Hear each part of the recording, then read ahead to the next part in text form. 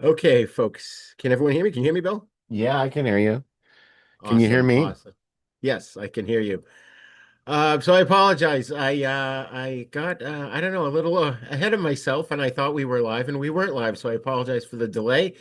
But I wanted to show the graphic that I had made. I thought that was really cool looking, and I gave it at least a minute or two. Hopefully, some of you guys saw it. If not, you'll see it on the replay. But hello, and welcome to episode 45 of Fright Lounge, the show where the best horrologists in town discuss horror in depth, spark a conversation amongst seasoned horror viewers, and help introduce newbies to the horror genre.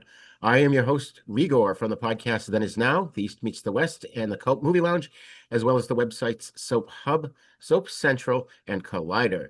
Joining me, as always, is my co-host, Bill Van Ryn, a man who treats out-of-print horror like a rare wine. Welcome back, Bill. Nice to see you again. Nice to see you too. Hold on now. I'm hearing some voices speaking, and they're not in my head, I believe. Yeah. Oh, you Can hear you, them too? yeah. It's our voices, man. All right, there we go. That was us through Facebook and YouTube. So at least I know we're live there. So, all right, folks, welcome tonight. Owen could not make it, and we thought um, Dantes was going to be joining us. So I don't know. We'll see. Maybe he'll chime in at some point. But welcome. Tonight we are discussing what I've titled is amplified horror. Now I wanted to do horror movies themed around music, but not necessarily musicals. The original films I really wanted to do was Rocky Horror Picture Show, Phantom of the Paradise, Kiss Meets the Phantom of the Park, and Shock Treatment, which is the sequel to Rocky Horror. And I couldn't find any of those for free. And I didn't want to ask, my co-hosts to pay for these movies. I own most of them on DVD, but I didn't expect Dante's or Owen at least to not own them. So we picked four other films instead. We chose Rock and Roll High School from 1979, Black Roses from 1988, Paganini Horror from 1989, and Shock 'em Dead from 1991. So let me just grab a quick sip. These movies were so kooky. Weren't they? It was an interesting eclectic mix. Upon retrospect, I probably would have done Black Roses and Shock 'em Dead with what is Trick or Treat was one Yeah. from that time period, and then there was another one I can't think of.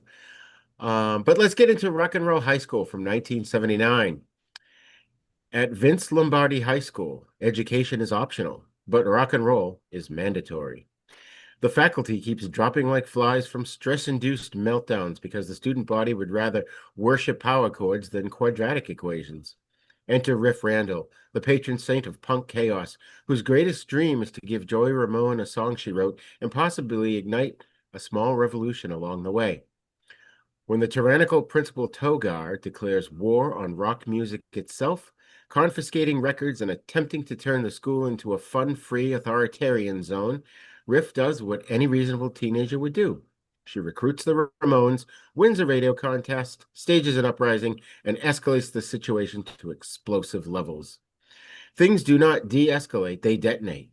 By the end, the students overthrow the faculty. The Ramones become honorary scholars of anarchy, and the high school literally explodes in the name of rock and roll. It's juvenile, it's loud, it's absurd, and it loves every rebellious second of it. And I loved every second of this movie.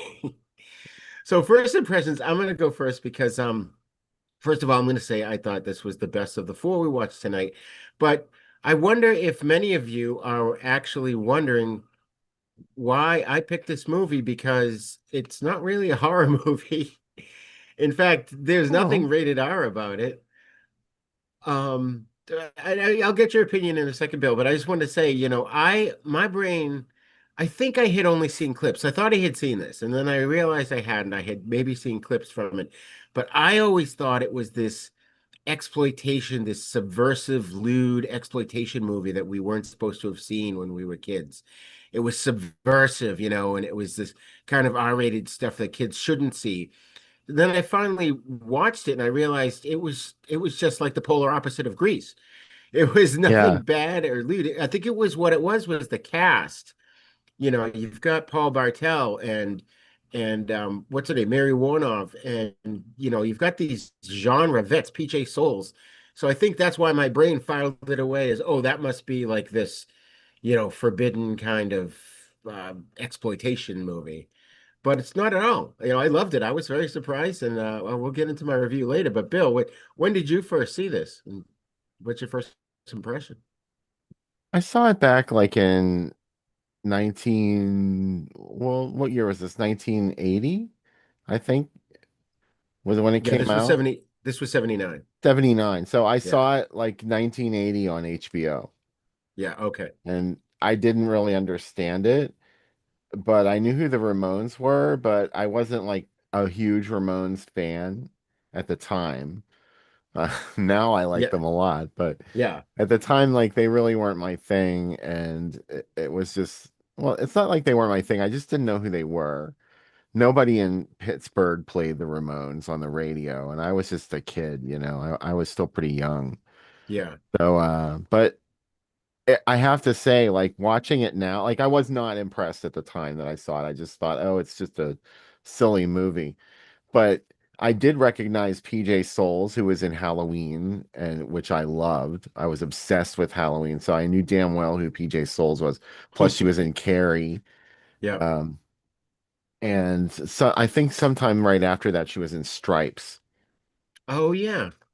But I really dig it. The huge draw for me now is Paul Bartle and Mary Warnoff. Just like, the ultimate like offbeat cinema power couple. They were in Eating Raoul. Mary Warnoff was in so many fantastic films. She's a graduate of the Warhol Institute of Superstars. Right. And she was in so many movies that I love. Silent Night, Bloody Night, Hellhole. More recently in House of the Devil. She's in that. And I don't know. This movie, it definitely was the best out of the four that we watched this week. Yeah. Yeah. This was really good. And so it was directed by Alan Arkush, who did Heart Beeps, and he did some episodes of Tales from the Crypt. Do you know anything more about him? Sam did an interview with him I think at some point, if I'm not mistaken. I might be getting him mixed up with somebody else, but no, I'm not a big authority on Alan Orkush.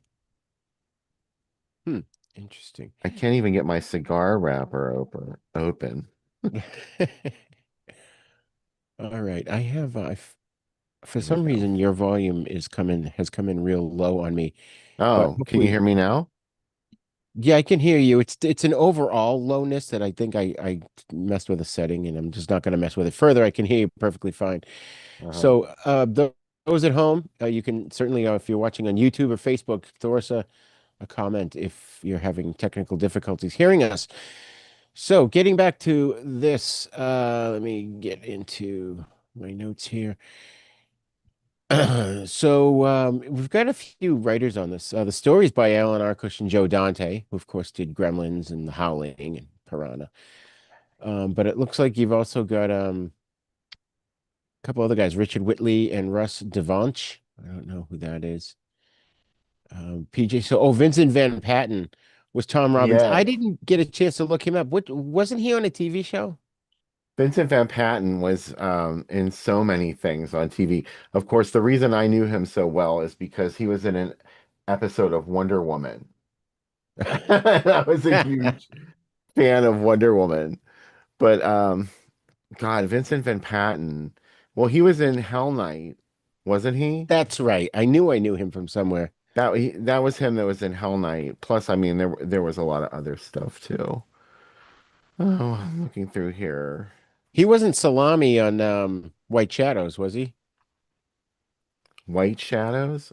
Yeah, do you remember that? No, I don't know what that is. It was about the coach coaching this basketball team.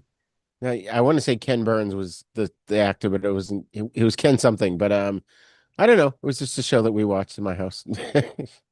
He did a lot of TV, Vincent Van Patten. That was mainly what I knew him from. Yeah. All right. So let's see what else. Paul Bartel, of course, was in Eating Raoul. Mary Warnoff was great here. She was in Death Race 2000 and Eating Raoul, and we talked about her in what was the other movie that we saw her in? Was it Blue Monkey? No, well, I know we talked about Silent Night, Bloody Night, didn't we? Yes. So, Silent Like Deadly Night. No, she No, wasn't Bloody in that. Night was Bloody the Night. one that Yep. she was in. Yep. The old one from the early 70s. It's like Black Christmas, sort of. Yes. Yep. Um, she was in that. Plus, a couple other Warhol people were in that. Candy Darling was in it, and Ondine. They have cameos in a crucial scene in the Right. film. Right.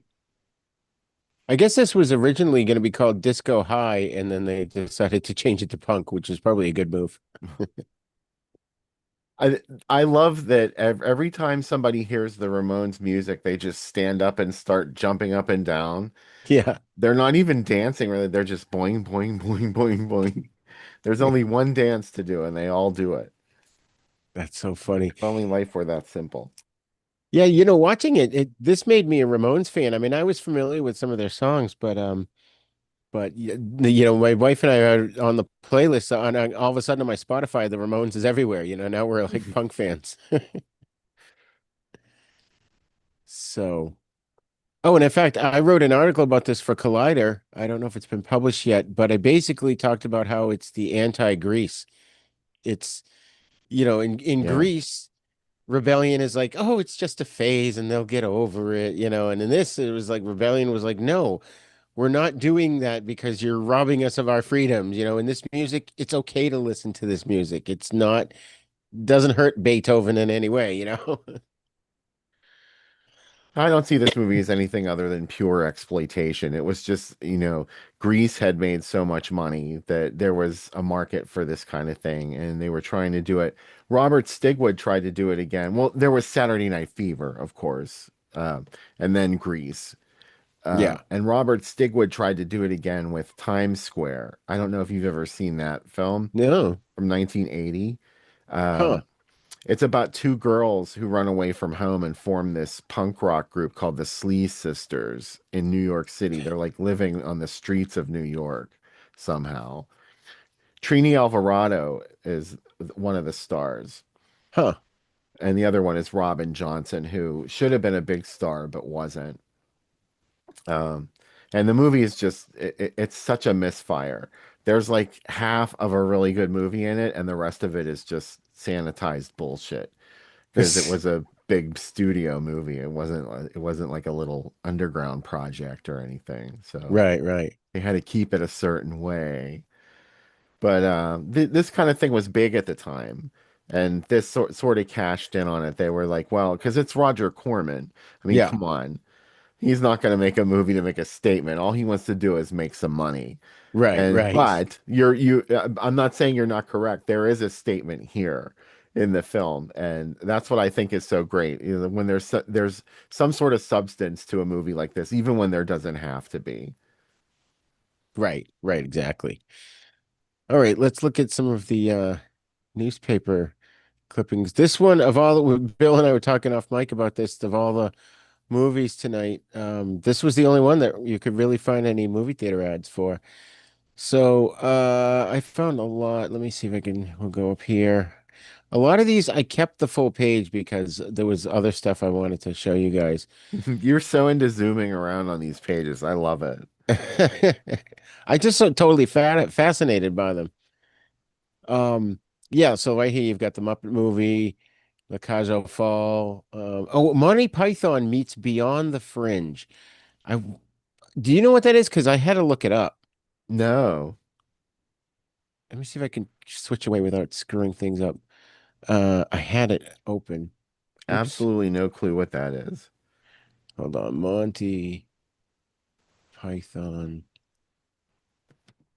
meets Beyond the Fringe. Yeah, it's also called Pleasure at Her Majesty's. It's a 1976 documentary. Um, it's so weird. Pleasure at Her Majesty's, the very first show in what came to be called the Secret Policeman's Ball. All right. Series There you took go. place over 3 late nights in April 1976 at Her Majesty's Theatre in London. The show was instigated by John Cleese, excuse me, who volunteered to round up a few pals to perform for Amnesty International's benefit. These pals transpired to be most of Monty Python, Beyond the Fringe, and the Goodies, three of the UK's most successful comedy ensembles, together with leading solo performers. It was a gathering of the British comedic tribes. Cleese titled the show "A Poke in the Eye with a Sharp Stick." That's cool. Noise. All right. So hold on, Bill. Let's get back to where we were. Oh, I'm not going anywhere. For some reason, I cannot hear you. Oh, sorry. I was leaning down, not by the microphone. Oh, okay. All right. So I'm on the wrong picture. All right, there we go. So that's what that is. And of course, you've got Parts the Clonus Horror, but over here it was only called the Clonus Horror. So I don't know. Do you know what happened with that? Oh, those were just two different titles that they tried using. I think some places it was just known as Clonus. Oh, interesting. There was another title too that sounded nothing like that. Of course, I can't just pull it out of thin air, of course, when I need it. Right, But right. I know there is another title that's just totally unrelated. That's funny. And the Legacy, I saw that in the theater. That scared the crap out of Did me. you really? Yeah. I That think at the one, drive-in. oh my God, that was an HBO movie for me because nobody would ever take me to see The Legacy. But I didn't even know what it was as a kid. That one took me by surprise. I loved it. I have to see it again. Now, that's the one where the chick was under the ice in the water, right? In one scene, she's in the It's not pool. ice, it's just a pool, Yeah, right. In the and the cover. water won't let her out. Like she Yeah. can't break the surface of the water. That scared me as I had nightmares from that. Yeah, who wouldn't? It was scary. Oh, and that was the moment where we got an eye full of Sam Elliott's ass in the shower. There you go. Oh, I damn sure remembered that. Freeze frame. All right, so we've got a episode of sneak previews. I don't know what paper this is from. I can't see it, but movie critics Gene Siskel and Roger Ebert view and review the following: Players, a romance starring Ali McGraw; Butch and Sundance, The Early Days; Beyond the Poseidon Adventure, a sequel starring Michael Caine, Sally Field, and Telly Savalas; Rock and Roll High School, a movie about cars, rock and roll, and kids trying to burn down their high school; and Winter Kills, a thriller about the assassination of a president. So this I discovered through my research here, it got mainly good reviews, and there were like one or two not so good reviews. But I'm surprised this movie wasn't more well known because it seemed like it did really well. It got critical acclaim. I don't remember what Siskel and Ebert thought about it, to be Yeah, I don't honest. either, actually. I remember them talking about it on their program. Do you know those two? They were hot and cold. Sometimes they loved really cool shit, and they'd give a really positive review to something like Ebert loved Last House on the Left, and he gave it a great review. That you would normally wouldn't expect that of him. At least I wouldn't have. Uh, but then they just hate everything else, and they loved Halloween, and then they just like totally trash movies like Rock and Roll High School. So I don't know. I remember they had the clip that they used. It was the clip where there's that meter where they start off at Muzak, and it keeps going up with all these artists like Led Zeppelin, and at the top of it is Ramones, of course. That's like as high as you could get. Right, right. This one's not such a great review. It says Rock and Roll High School's offbeat. It tells the plot, but it says it's what did it say here? Purports to be little more than summer fun, and in its zanily unpretentious way, it's certainly that. So he didn't hate it, but he didn't think it was all that great. Aside from its anarchic propaganda, it contains little to offend those troubled by explicit naughty words or nudity. There wasn't any nudity in this, was No, there? no, Even though not at there all. was like supposedly a sex scene. Oh, really? Well, no, I mean like Vincent Van Patten and his girlfriend supposedly did it. Like they were just talking Right, the whole time about doing it. He right. was. So look at this. It's alive. Look at that. I've never Hmm. seen that poster before. You Beware the could see both of babies. them. Parts one and two together. That's God, I don't know cool. if I could sit through both of them together, to be honest. Because you don't like them, or Hmm. The second one's a little tedious. oh, I don't remember them. I remember them being terrifying that I shouldn't watch them. I don't, this particular one, I don't think it's mentioned here. Rock and Roll High. I just either it's on the bottom of one of these where it's like coming Friday, or I just thought it was cool to see that it's a live poster. So we'll go to the. Oh, look at this one though. You've got Dracula, and then Dracula. Your favorite pain in the neck is about to bite your funny bone with love at first bite. I saw that in the Vampires were in 79. yeah. I saw that in the movies, and I guess my parents not only saw the Frank Langella one depicted there in the theater, but they saw him perform it on Broadway. And I guess there was like a really slow violin scene, and my father starts to be like,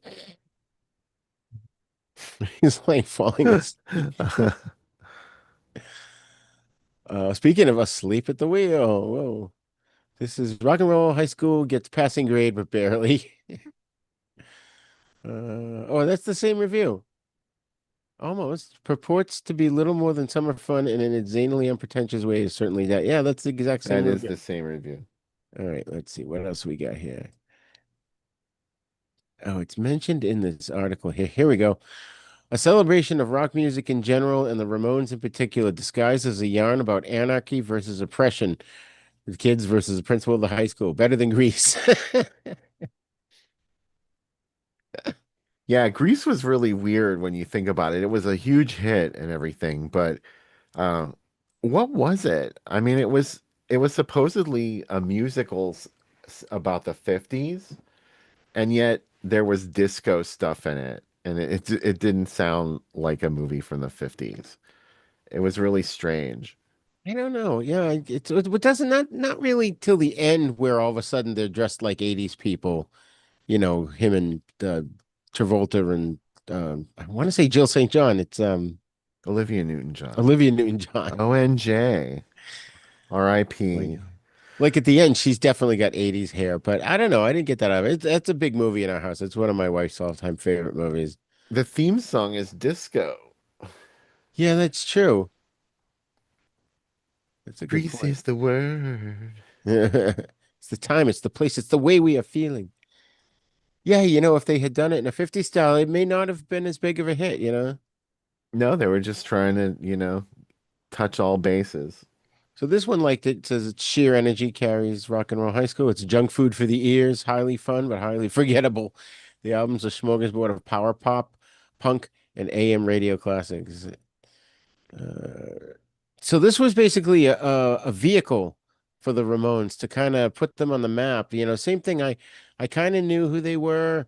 I kind of knew. I've always known what punk is. I just never really got into it. I've been wanting to, and this was kind of a nice hint for me this time to discover this whole new branch of music that because if you go on Spotify and you click those three dots on the top right of a song, you can click different options. Like you view the album, view the artist, or you can view the radio. And what that does is it creates a playlist of similar songs from different eras. Well, mainly from like for me, it's like 70s and 80s, and it's really cool, and that's been exposing me to different kinds of punk songs. Then every so often you go, "Oh, I didn't know London Calling was considered a punk song," you know? So, Yeah, I mean, there are a lot of bands that people think of as punk that maybe they were not exemplary of the actual sound yeah. of punk rock, Yeah. but Uh, Whatever, man. we got some good ones here. Young It's good. Frankenstein. It's good. That's a re-release because I saw that in '74 when that came out. Young Frankenstein. Superman, still out a year later. Love that. Buck Rogers. Oh, that's one of those situations where they took the TV show, like the pilot episode, and played Yeah. it in the theaters like they did with Battlestar Galactica. I think they shot some new stuff for it too. Like it had better special effects than the TV show. Oh, interesting. I'm not sure what the difference is, but I think I remember that. And we've got Rock and Roll High School right there. Um, Love at First Bite. The Exorcist, again, a re-release. Young Ugh. Frankenstein. Come see me again. Yeah. Thank God it's Friday. Remember that? Yeah, that movie came, it was too little, too late. Yeah. The bubble had already burst. For what? Disco. Oh, I love disco. Well, so do I, but I mean, I'm talking about commercially. Yeah, that's Like true. it just was not a commercial thing anymore by the time the movie came out. Yeah.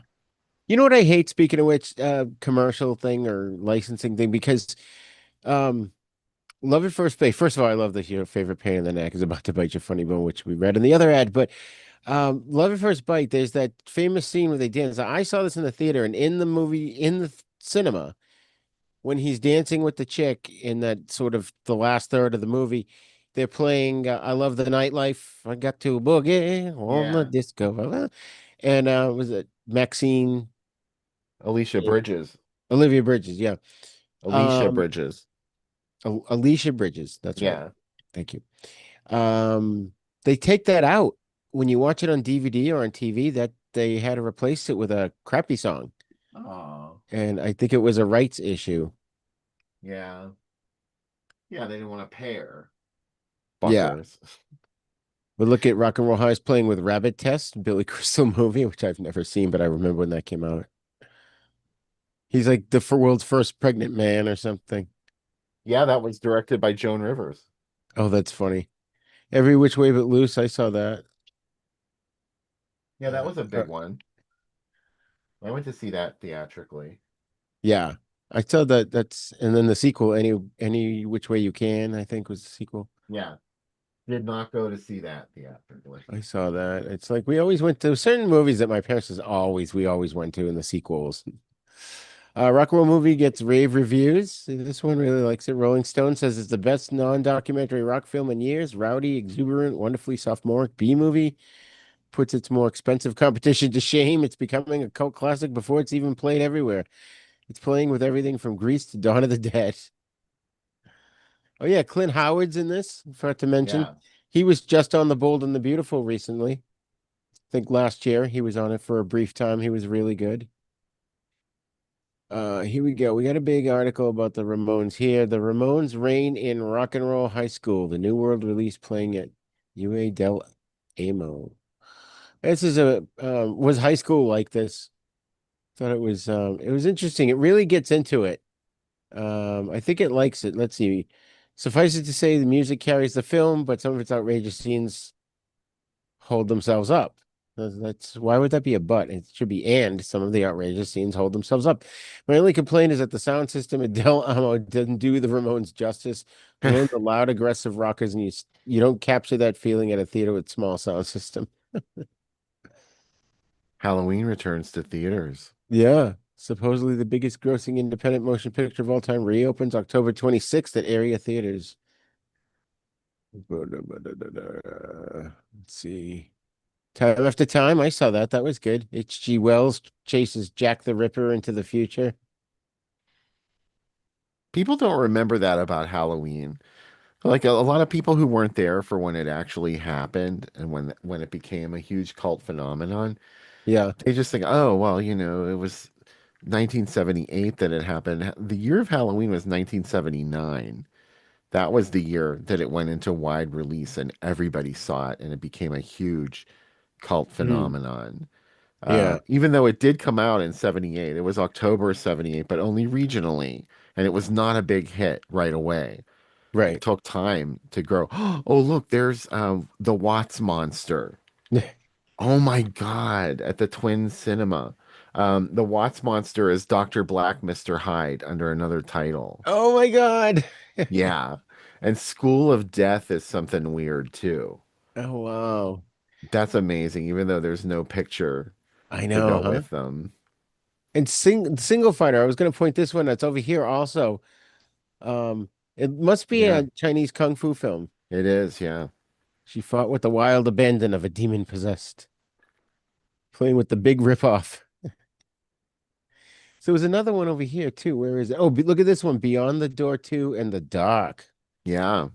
With that's with William Devane and Crosby, Kathy Lee Hmm. Crosby, I think. Yeah. The original Wonder Woman. That's right. That's right. She was Beyond, also on, wasn't she on not Kids Are People too, but that's incredible. that's incredible. Yeah, yeah. You know what I meant. Beyond the Door 2 is a movie called Shock. It was Mario Bava's final theatrical film. Oh, so it has nothing to do with Beyond the Door. No, it doesn't, although there is a very strange connection. The little boy in Beyond the Door is also in Shock. Oh And wow. they were made within a couple years of each other, so he's still a little kid in it. So there is a connecting factor. And the little boy is like the touch point in both movies too. Hmm. Like, because remember at the end of Beyond the Door, the little boy looks up and his eyes turn green. Oh, right, right, right. And then in this movie, I think he has green eyes too, or some kind It's of funny. bullshit happens. But you know what I mean. Yeah. It's good. I love Beyond the Door too, aka Shock. Shock. There's another one. There's a couple of movies named Shock that I get them kind of confused. Isn't there? No, I don't want to too much of a tangent. Look at this. Isn't Patrick a horror movie? It is, yeah. That's Richard Franklin's first theatrical film, I think. Huh. There might have been one before that, but it was his first hit, an Australian film, Patrick. Wish we could go back to these times. This is Oh, crazy. Skate Town, no. USA. All right, we need to get going here. We got a lot to do here. So this one I thought was interesting. It Ooh, was some look at kind of high that. school thing going on. And then we get this. It's an ad for it at a record store. It's out on the street at last. Wow. Juniorville Trolley Records in Williamstown. Williamstown. Is that Virginia? I'm not sure. I can't read what newspaper this is from. I don't know why the upper logo has to get rid of. Oh, there we go. Record Hoy North Adams transcript. North Adams is, I think that's Virginia. Yeah. All right. Rock and Roll High School is junk food. I think we saw this one already. Yeah. Blitzkrieg Pop, Lobotomy. It's so funny. We're walking around the house humming different Ramones songs. I love it. Here we go. At last, the Ramones. Best non-documentary. We heard that one. Splashy Technicolor. Can't be entertaining film that should liven up screams all over the country. It's cute. Look at that. Look at the little Clint Howard. Ah, yeah. Totally looks like him. You could take these and do an animated. You know how they take like the Muppets and they made the Muppet Babies and they take like characters Oh, and make them yeah. babies. You could do Rock and Roll High School Babies, like an animated series. Hi, Ramones. That would be hilarious. Every episode, Riff Randall's like going up against the principal. I love that part where they give Riff Randall a piece of pizza and she puts it in her purse. Yes. Like she puts it in a baggie or something and puts it in her purse. Oh my God. Uh-oh. It really had to be right. Neil Young in Rust Never Sleeps will not open this week, as previously announced. It will be coming soon. Uh, So here's another one with you those can't just same. shove Neil on the public like that. You have to make sure it's the right time. Neil has to marinate a little bit. Yeah. So I thought this was kind of cool. It's the same things that we just saw in the last ad, but this is a totally different picture. That's so crazy. Chaos, absolute chaos. It's that Mad Magazine kind of artwork too, which I love. That's one awesome thing about the 70s. Rock and Roll High School is here to stay. The Ramones were not a huge deal in the United States after this movie. It seemed like they were trying to break the Ramones big, Yeah. and they never did. Not really. I mean, Yeah. thank God, because why would they want to be? But yeah, It's the funny. I remember somebody once saying to me, this was back in like the 90s. We were talking about alternative music, and he was like, we're talking about the band REM. And he's like, you're no longer alternative when your album goes platinum. yeah. All right, so we get a bunch of cool stuff here. We could be looking at these for hours and hours. This is my home turf of Massachusetts, Amityville Horror, the Muppet movie. Um, Seduction of Joe Tynan. I've never seen that, but that always felt like a horror movie to me too. But I don't think it is. It's just a drama, right? Alan Alda. Yeah, I'm pretty sure. Yeah. All right. What else do we got? It's no possession of Joel Delaney or anything. Look at Tom Cruise. Oh my God, look how young he is. Wow. That must be the It's Nosferatu. 1979 Nosferatu. It's Klaus Kinski Kinski. and Yeah. Isabella Johnny. Okay, there was something here. I should have marked it. Oh, here we go. Oh, it's the same. Rock and Roll High School is the look of Grease, the soul of Animal House, but it's better than both. The anarchic punk rock film of the Ramones electrifies the film with a driving beat that never lets up. A raucous film and lots of fun. So this one really liked it. I'd say overall the reviews were favorable. I thought they were more of a more praise, critical acclaim than I thought. Well, I mean, this is only a smattering too. I didn't get every single goddamn newspaper thing out there. The most Joan raucous Collins, movie to the hit Boston. stud. What? Joan Collins in the stud.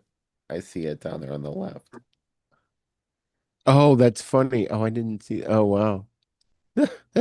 Looks like a gorilla or orangutan or something. It looks like Lily Tomlin. All right, so this is still Boston, but look, we got Rocky 2 and Burt Reynolds and Gator. Wow, you never would put those two together. Like being in the same, like Gator always seems more of a 77 movie, and Rocky 2 is 78, right? Because Rocky was 77, right? 79. I guess. I don't know. Oops, I didn't mean to do that. Wasn't one of them 81? Yeah, that might have been Rocky 2 because I think Rocky 3 was like 83. Then it was like Friday the 13th, it was like 83, 84, 85, 86. There was a one of those movies every year. All right, let's go. Now we've got a bunch of happenings, and here's a little ad or review. Arkush makes Octoyo too. I think we read all this before. Ramones electrify Arkush's pacing with the simple driving beat of their punk style, and the only people that could possibly be upset by the anarchy is the PTA. Check your mind at the window, clean out your ears, and rock the night away. Rock and roll is here to stay.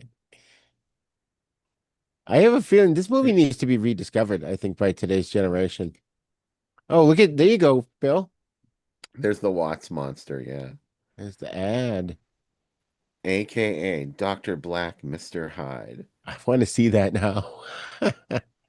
I think that's why I just took this. And then there's the doc. I first discovered this movie. I didn't know it was a movie, and I was at the grocery store. What year is this? This is 79. So I'm 9 years Mm-hmm. old, sitting on the bottom of the carriage while my mother's grocery shopping. And I picked up this novelization of this, and I didn't realize at first that it was a novelization. And then I looked at the pictures. They had like actual still shots from the movie in the center of the book, which I still have somewhere. Maybe if I think of it at the break, I'll pull it out.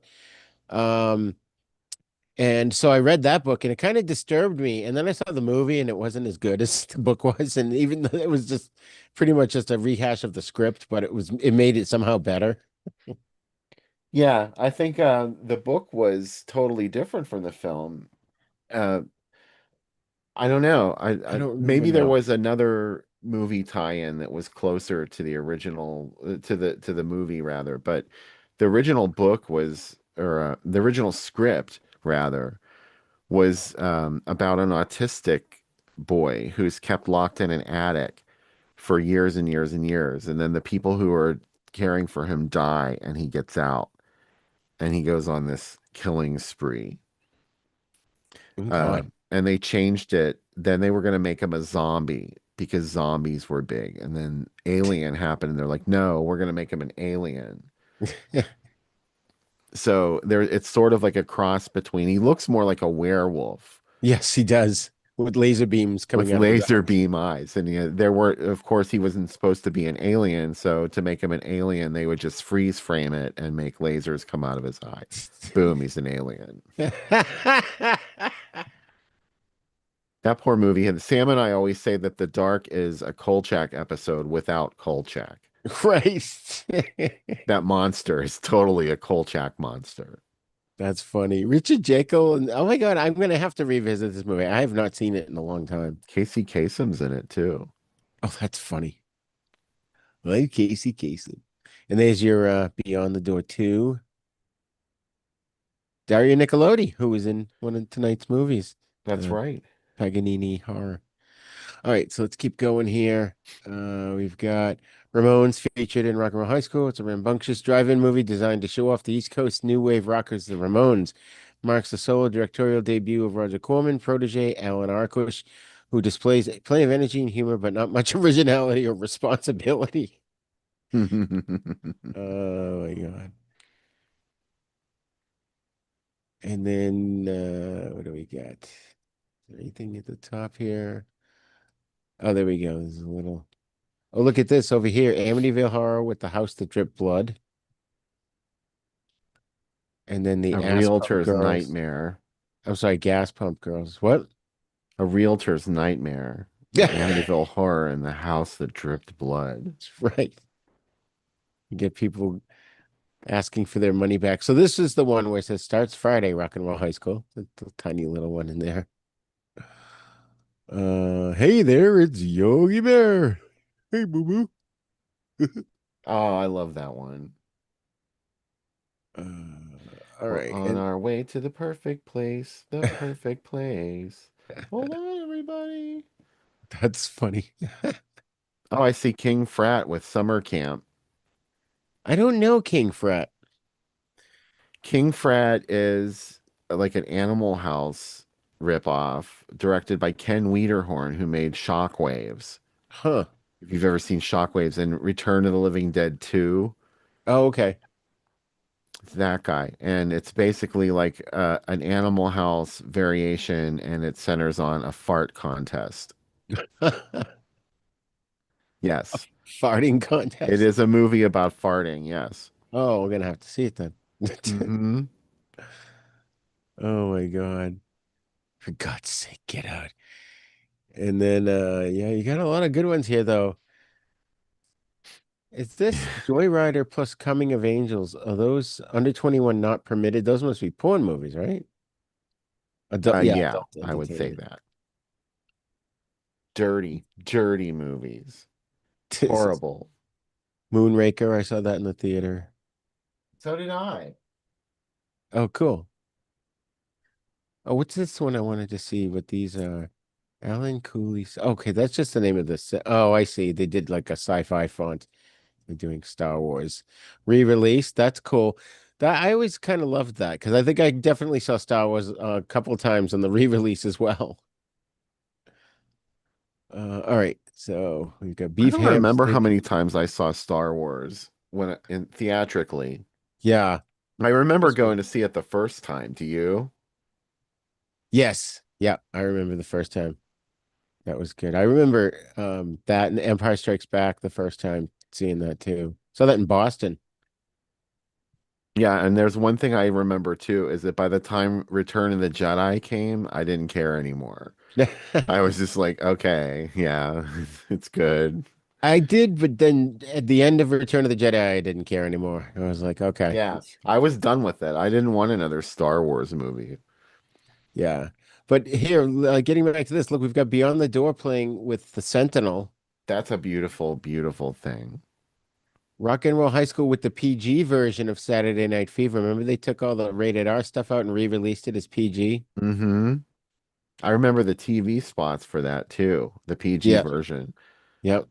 And they did the same thing with Excalibur. I remember a couple of movies where there was a PG version that came out later. Rock and Roll High playing over here with Great Smoky Road Block. What the heck is Great Smoky Road Block? Oh, it's a road movie. It's Oh, like a maybe car chase movie. it's a roadblock. Well, It's just they separated the words. yes. I thought it was a Smoky Road, like a block from Smoky Road. Smoky Road Block. Oh. All Henry right. Fonda and Eileen Brennan are in Great Smoky Roadblock. Oh, interesting. Okay. Robert Englund's in it. Oh, wow. Susan Sarandon. Things to Come, which I think was like a 60s Hammer sci-fi film, right? Things to Come is I thought was from the 50s. I Oh, think that maybe. I know there's one in the 20s, but I don't think that would be playing. I don't know. Beyond the Door and Shadow of the Hawk. What's Shadow of the Hawk? It's like a Native American mysticism adventure. Oh, It's not quite a horror movie, but I think it's like horror tinged. right. Eyes of Laura Mars, written by John Carpenter. Mm. All right, so let's That's get the to the ultimate disco horror film. yeah. Eyes of Laura Mars. Let's just see if there's anything. I can't didn't see my little yellow. Oh, here we go. Rock and Roll High School, strictly grade school quality. Kinky, stupid, and strained, but it does have an audience. Meat and potato movies fans, however, will find it nothing more than mindless mush. Oh my God. All right. B movie sure beats Math 100. Oh, was it? I can't read this. Hold on. Ah, there we go. Math 109. 109. It's So as is as delightful delightful as as Recess. recess. That's cool. Juvenile mindlessness in the audience I saw it with had the kind of innocent fun I think I remember having when I was their age and idolizing Elvis and cursing my teachers and plotting revenge. So let it rock. It sure beats Math 109. Rock and Roll High School is the best B movie of the year. Well, that's high praise. Bruce Blackadar from the Toronto Star. All right. And then let's see. What do we got going on here? Oh, I think all right, here we go. We got Rock and Roll High School. Oh, there's like a different little ad there with just the heads. That's kind of cute. Finally, like another image. But then down Last, here, the Ramones.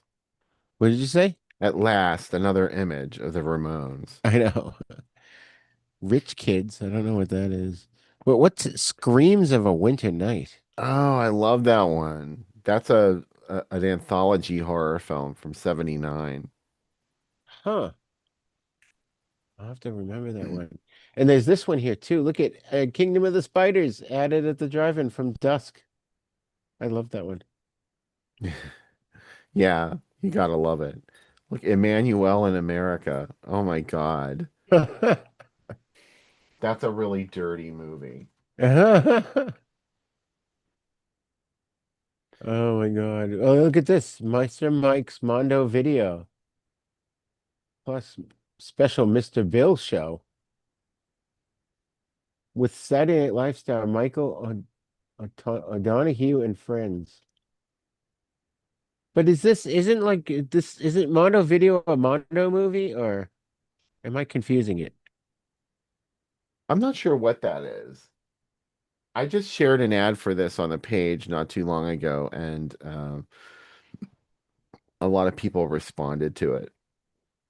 They Dan say what it is? Aykroyd's in it. Oh, it's like a sketch comedy. film. Oh, okay.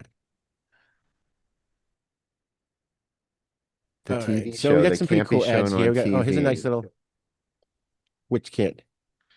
The tagline was the TV show that can't be shown on TV for Mr. Mike's Mondo Oh, Video. oh, that's funny. Can now. Best non-documentary rock film in years. I guess they took that review and they loved it so much they used it as part of their promotion. It's high But praise. same another one. I think that might be the same paper. Rock and Roll High School down here. Soundtrack.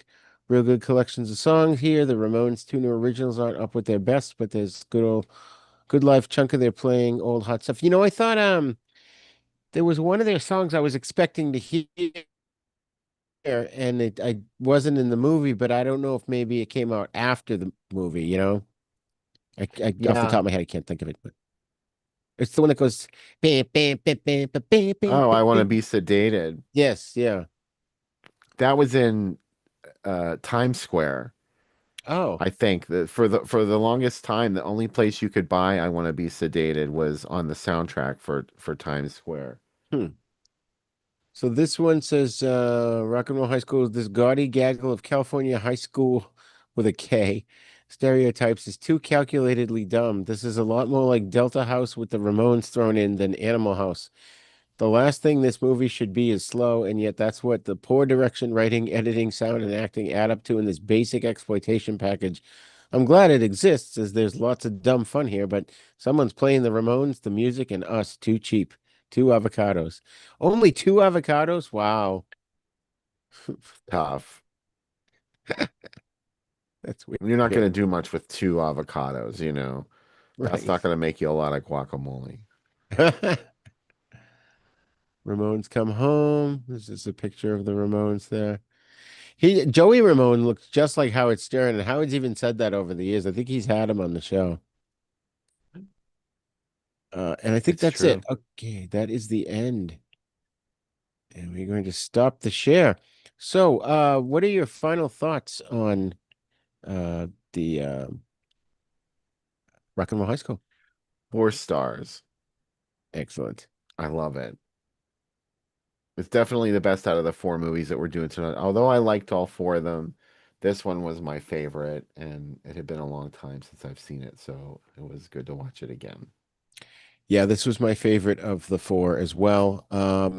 Like I said, I thought it was going to be this weird, lewd, subversive movie, and it wasn't. I had, for some reason, had a strange reputation built up in my own mind, and I absolutely loved it. It wasn't anything like that at all. It's free on Tubi as of this recording, and I think it's definitely an underappreciated gem, and today's generation needs to rediscover this movie. So, all right, so let's move on. Oh, I just wanted to double check the Facebook and the YouTube just to see if there's any chats. I don't see any. All right, so Black Roses from 1988. A heavy metal band rolls into a wholesome American town and immediately begins corrupting the youth. Their crime? Catchy riffs and possibly being literal demons. Parents clutch pearls, teens headbang harder. The band, Black Roses, promises empowerment through music, but the fine print includes possession, violence, and minor demonic transformations. Guitar solos are basically summoning spells. Stage lights double as portals to hell. As the town spirals into chaos, one concerned teacher tries to uncover the truth while the band continues melting faces both musically and metaphysically. It's moral panic horror wrapped in spandex and fog machines. Satan has a record deal and it slaps. So, first impressions. When did you first see this one? A couple days ago, Really? yeah, the other three movies that we did on the show tonight, I had never seen before, and this was the first time that I watched all three of them. Wow. So yeah, I just watched all three of them this week. Sam really loves all of these movies, especially Black Roses. I think that's probably like his favorite, but Paganini horror is too. This was something I had never seen before, and I thought I had seen all of the horror rock and roll movies from the 80s. But, This was another good one. This was a great pick. Yeah, I mean, I saw this when it first came out on video. I think I had read about it in Fangoria, and I kind of knew to look for it when it came out to the video store because my nana and I rented it when I was a kid, and we watched it, and I only remembered a couple of scenes. There wasn't a lot that I took away from it that stuck with me over the years. I'd kind of forgotten most of it, Mhm. but this time around watching it, I liked it a lot, except I felt that the first half was much stronger than the second half. Like they really had a good premise, and we can get into that a little bit later, but I really thought they were going to go somewhere with it. And then it just kind of felt flat. To me, it felt like the movie kind of dropped down into this, hey, look at our practical special effects and look what we can do. And so that to me just felt like kind of a letdown. I didn't hate it. I thought it was still good. I really loved the ending, but I just felt that it had potential that it didn't live up to.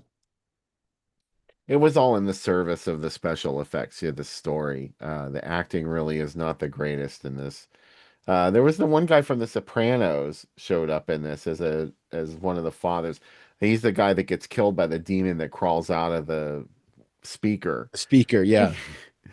I thought this movie was it was actually a brilliant satire. I didn't expect much from it, but it really is all about this is what parents in the 1980s really believed about all types of rock music, but especially heavy metal. Yes. And I would not call Black Roses heavy metal at all, the band. Right. In the movie, I'm like, I thought this was going to be a lot different than it was this band by the time they came out there. Uh, so it was just it was surprising in that regard. But this is every parent's nightmare about rock music. And in a way, the fact that the actual Black Roses band in the movie is not terribly offensive or even satanic, really. Like if you looked at their lyrics were provocative, but they were so over the top. And the fact that they did turn out to be so goofy, the band themselves, and yet the parents were still upset about it. They still Right. managed to shake everybody up because they really were not. They were the real thing in the movie, but if in real life, I don't think that would be what a demonic rock group would sound like. I saw it coming though when they they started playing just some sort of soft rock. And I knew that, like, even before they did that, I'm like, they're gonna just play soft rock, and then the parents are gonna be like, "Oh, this is great, okay," and they walk out, and sure enough, that's exactly what happened. And then, like no one questioned how they changed within a split second, changed their outfits. They knew what was up.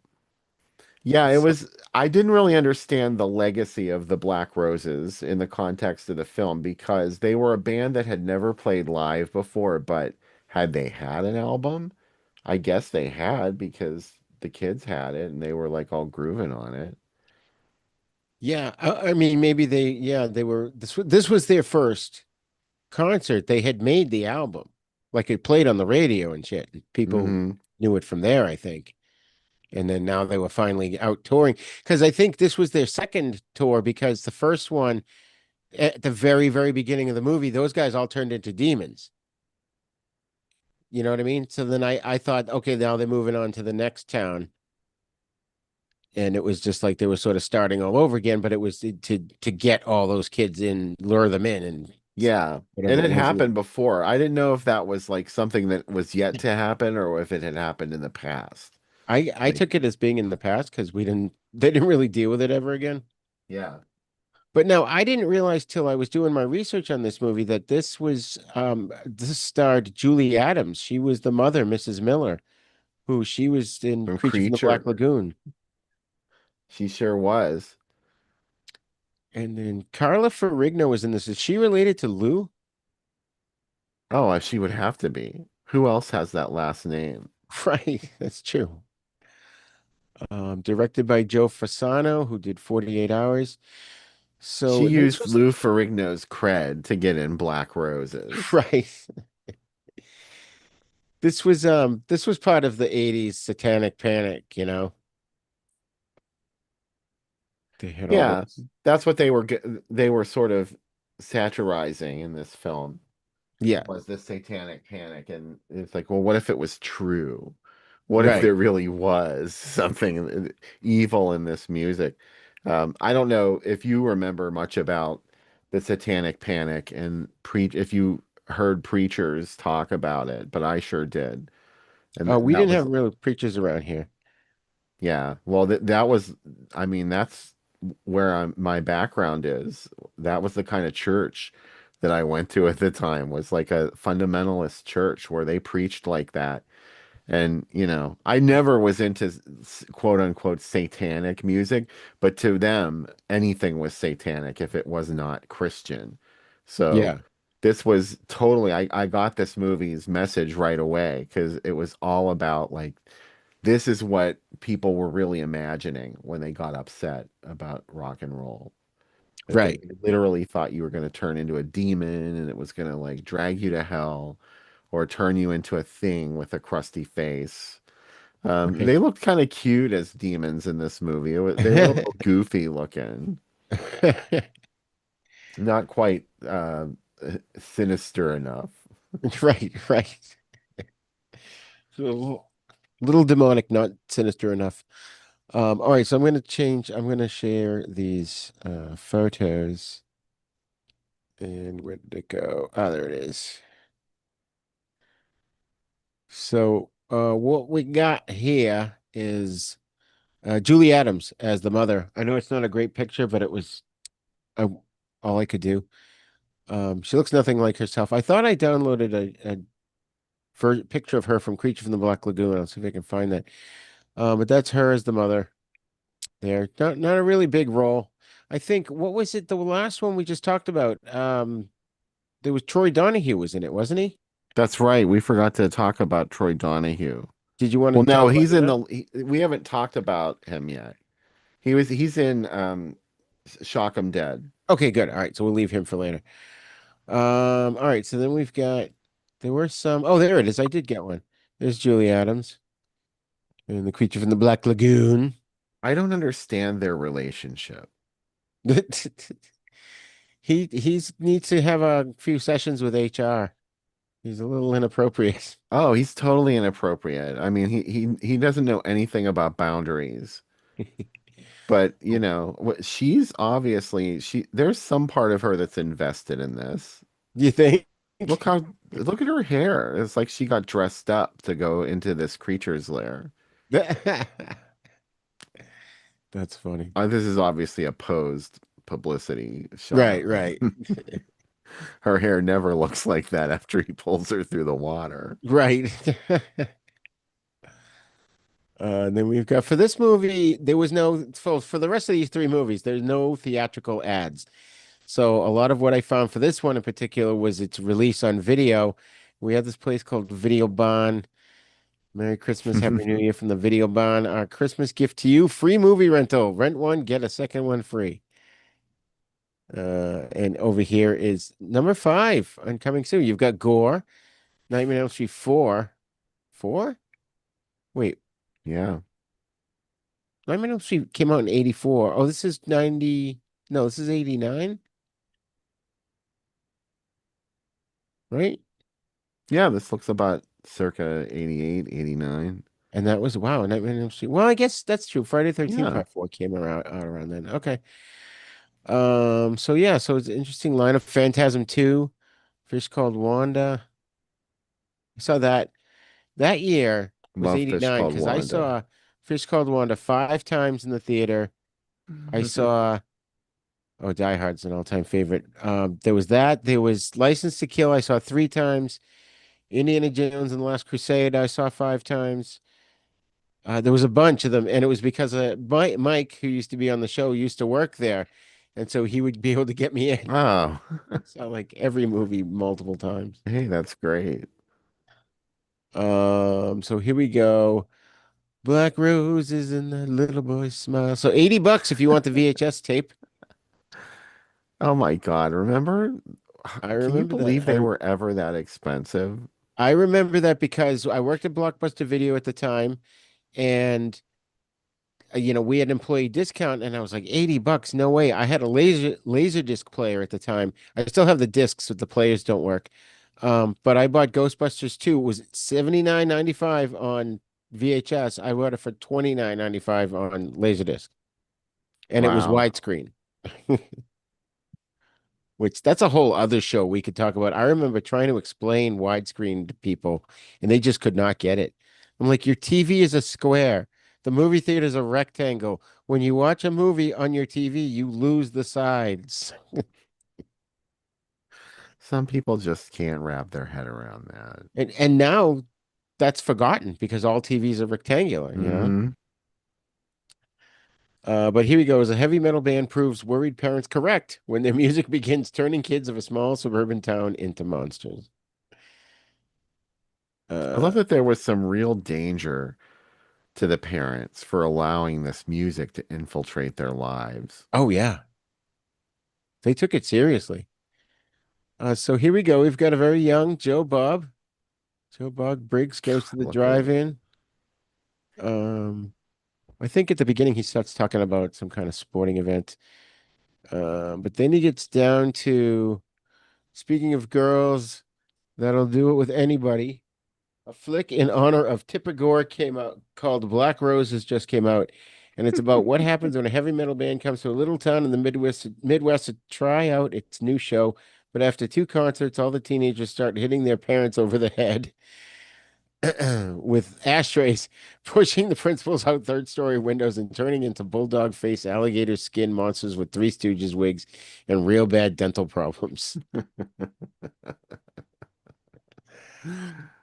Uh, Finally, the English teacher gets a little bit suspicious because all the mini-skirted students trying to have devil sex all over town. And so he goes and has a talk with the lead singer, whose name, of course, is Damien. Of course, we all saw The Exorcist, and so we know that anybody, whenever there's anybody in the movie named Damien, we're talking about our man Satan. No, I'm sorry, Joe Bob, you got that wrong. It was The Omen. I can't believe that's a rookie mistake right there, unless he did that on purpose. Wait, what? He says Damien. Of course, the guy's name is Damien. Of course, we all saw The Exorcist, so we know that whenever there's anybody in the movie named Damien, we're talking about our man Satan. Oh, Damien's from The Omen, so either he's yeah. kidding or he made a big, huge gaffe. So not as good as Trick or Treat and the other great Tipper Gore nightmare movie, but quite decent. Because that was Al Gore's wife, and she was the one who forced the ratings on music, didn't she? She was. She spearheaded the Washington Wives, a group of politically connected women who were fed up with all these filthy rock and roll lyrics on records that they bought and brought into their own homes. And then instead of actually requiring the parents to listen to the records, that she just wanted a label on them Right, to make it easy so a parent knows. right. Like that stopped any kid from getting it. Right. And the only thing she did, well, the problem with that is it's one of those ideas that, to certain people it sounds good on paper, but what ended up happening is there were certain chains that wouldn't carry those records. Once they that's where that sort of thinking goes ultimately.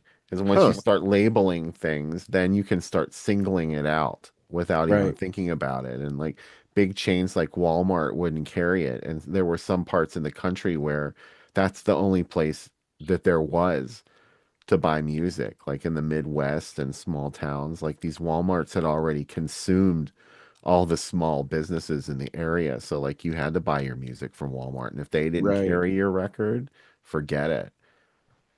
So it was like a form of censorship. And that was the same thing that happened with NC-17 because they started to not Right. advertise for X-rated stuff in like the newspapers and of course on TV. And so then they said, but the horror people making horror movies fought against it. I remember that because I did a whole paper about that in college, and it was a huge deal because the NC-17 finally came out because people pushed for it. They said, "Look, we're making horror movies. We're not making pornography. If you label it X, people think pornography.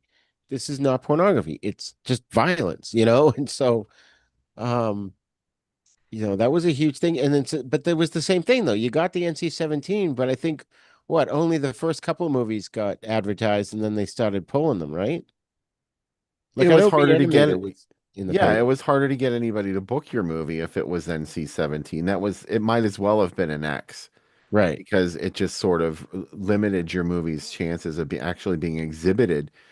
And, I mean, there were plenty of ways that you could know the content of a movie with just like Dawn of the Dead. That one came out unrated. That was not NC-17 Right, or X. They just chose to release these movies unrated because you didn't have to get your movie rated by but again, it would, it would limit your movie's chances of being exhibited if there was right, no rating. right. So Joe Bob's assessment here of the movie: six breasts, eight dead bodies, heavy metal stampede, flaming Batman toys, cockroach lizard monster that eats evil fathers through the stereo speakers, electric werewolf skeleton, slime fetus with teeth, gratuitous Walt Whitman, principal foo, ashtray foo, tennis racket foo, bar stool through the heart foo, driving Academy Award nominations for Karen Plandon and as the nice girl that gets devil music in her head and wants to have sex with her teachers, even though she uses stunt breasts for saying, I've brought you a present myself. Julie Adams, who's in Creature from the Black Lagoon, but hasn't been around for a while, as the anti-rock and roll crusader for saying disciples of the devil are invading our town and being right. Yeah, they were right. This was another parents' movie because it proved that they were right. There was a good reason for them to feel this way. So here we go. We answered our own question. Carla Ferrigno, who's married to Big Lou, but in this movie, she's the dip yupster love interest who thinks high school is full of inbred morons. John Martin Oh. is the English teacher for trying to warn the town about bad kids, bad music, bad news, and Sal Viviano, who's usually the Star Spangled Banner singer for the New York Mets, but in this movie, he's the Devil. 3 stars. All right, well, that was awesome. Here, oh, this is the same article, the same Joe Bob article. But there's a picture from Black Roses, Die Hard Rockers and Black Roses. The little See, they're chainsaw kind of chain. cute. What? They're kind of cute. They're not sinister. They look like something out of Return of the Living Dead, Yeah. Get which that damn screwdriver out of my head. I was just showing my wife Ben Kingsley here because we've been watching the new Marvel show Wonder Man, and he's reprised his role as Trevor Slattery if you've ever seen him in the Marvel films, and he's great on it. And I'm just so glad he's still working. He's awesome in it. And he looks the same.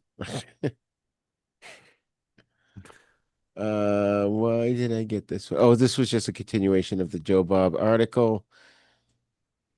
And then this one, I saw that Monkey Shines. Uh, my mother took me to see that. That was scary. What is this? Why did I put? Oh, here we go. Black Roses was released on video here along with Monkey Shines, Red Heat, Twin Sanity. I don't know that one. Jackie and Julian have two evil twins themselves. What?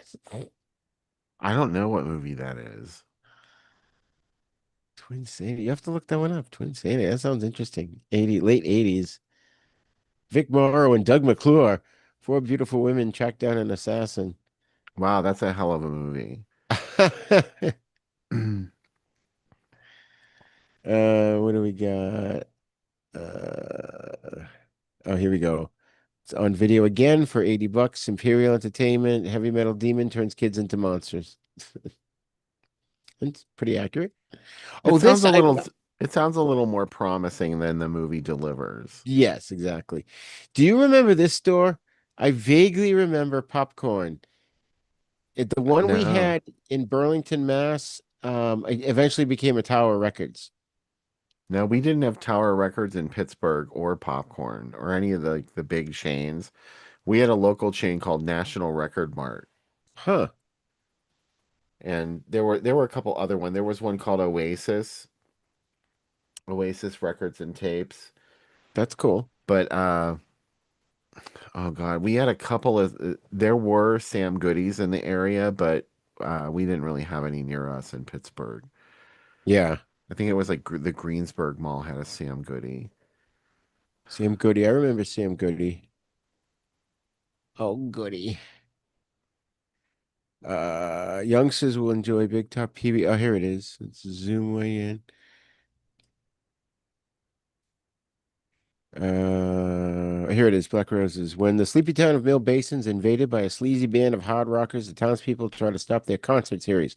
When the band finally overcomes parental objections, a town of normal kids begins to turn bad.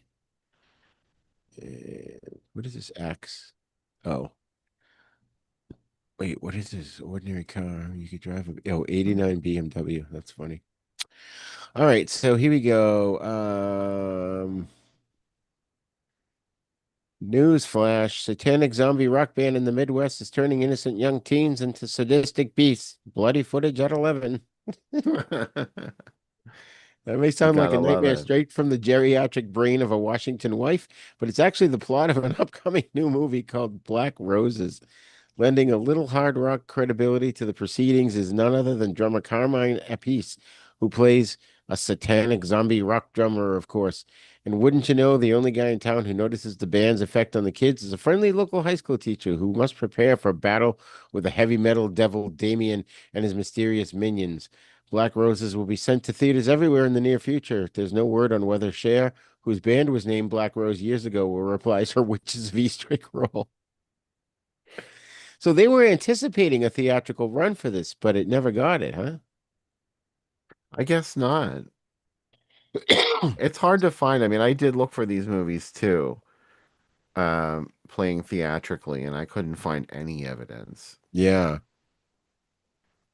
What is that, Ray Milland? I feel like I saw Ray Milland recently. I know I did. I see Raymoland every day.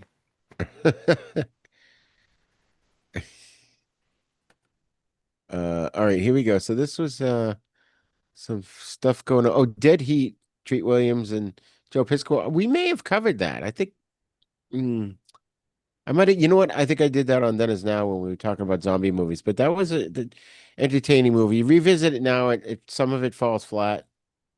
But there's Willow. I saw that in the theater. But here we go. Black Roses 2. Look at it's right up there with Short Circuit and Willow and all this stuff. Elvira, Mistress of the Dark. That's a hilarious movie. She's still going strong. You ever see her on Instagram? Elvira? Yeah. Yeah, I follow her. Yeah. Cassandra Peterson. She's all over Instagram. Mm-hmm. Johnny Yeah, B. she's great. Good. Action Jackson. You know, it's a good thing his last name was Jackson, so he could be called Action Jackson because it would I run. know. Because if his last name was like Thibodeau, it would never have worked. It'd be Then I had to Action call him Thibodeau. something else. Action Thibodeau. Poor Vanity. Yeah. She crashed and burned. Did she? Trying to remember. Oh, you don't know about Vanity? I may have heard it Well, at the time, but I don't recall. well, she just, she really fell hard into like drugs and she messed herself up. I think she was going with Nikki Sixx from Motley Crue Huh. for a long time and she had a huge coke problem. And I think she like ruined her kidneys. She had to spend the rest of her life on dialysis and then she like became a born again Christian, and then it was all about Jesus. And like the last couple interviews I saw with her, she was just like a total zombie. Oh my And God. then she passed away sometime. Oh God, I don't remember when she died. It's been a long time. Huh. Well, that's terrible. She was so beautiful. Yeah. She's in Terror Train. I Oh, hate that she doesn't have more lines in Terror Train because yeah. I that think we could have been a talked really about that. cool thing if because she was somebody and she didn't get many chances in front of the camera ever again. Yeah. She walked out of Purple Rain. Oh, really? Yeah, but that was supposed to be her role, Apollonia. That was written for Oh. Vanity, and she just like had it out with Prince, and she was like, "No, I don't need you." She walked away. Oh my God. I mean, gutsy. Ay, ay, ay. All right, so we are going to take a break here. And when we come back, we are going to discuss Paganini horror from what year, Bill? 89, I think, or 90. 89. We are getting up there in the years. So I'm gonna mute myself and we'll be back in a few minutes.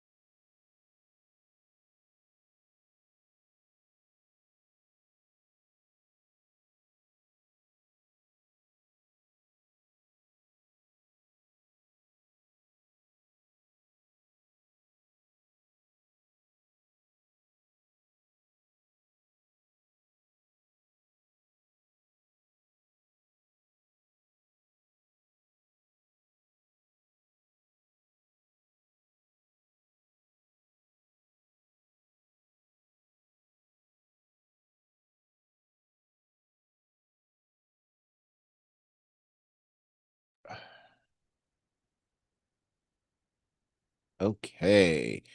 And we are back. I believe I stopped the share there. Hold on, I'm gonna exit out of that. Hope you guys enjoyed that graphic. I'm gonna let's see. There's another one. No, that's the logo. I'm gonna show you the other one. I'm gonna do find my share button. Hello, Bill. How are you? I'm interested to see your logo, man. Yeah, let's go. I believe yes, here it is. This was the other one. I made you choose between the two, and you chose the one that was more like the Ramones-ish kind of Uh-huh. style. Um, so yeah, this one kind of came out good. I like this. We've got a spiffing new logo there. So that's it. All right, so I'm gonna stop the share.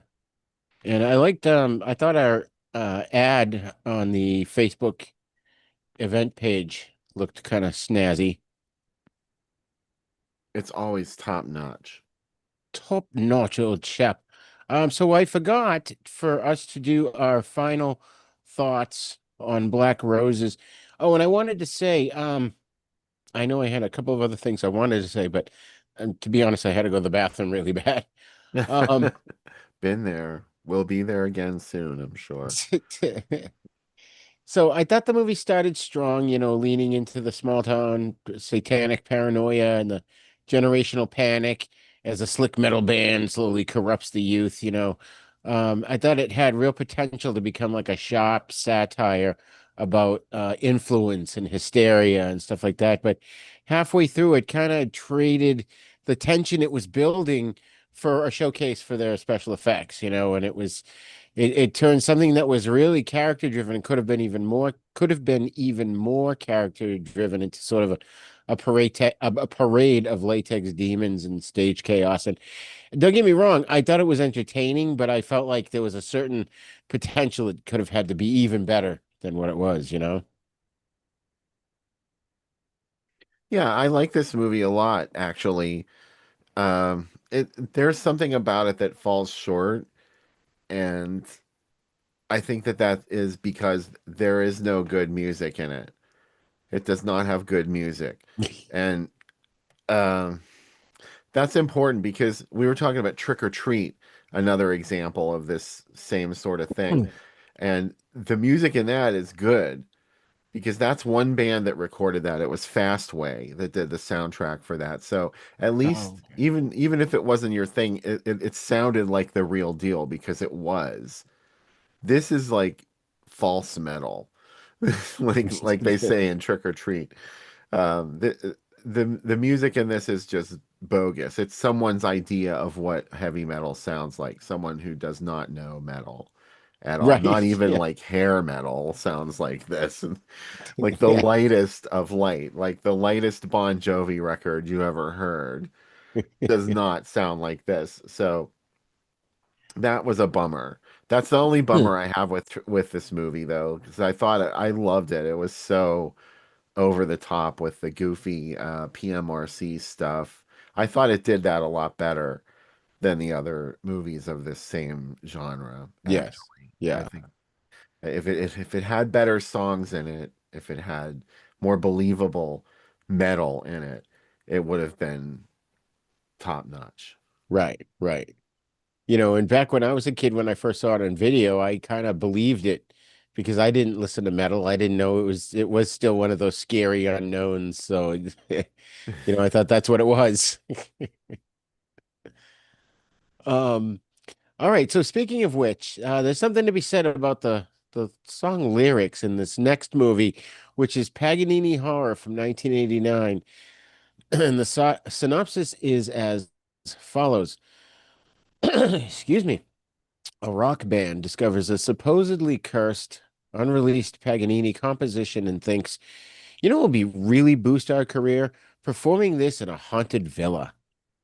Sensible decision making does not attend this band.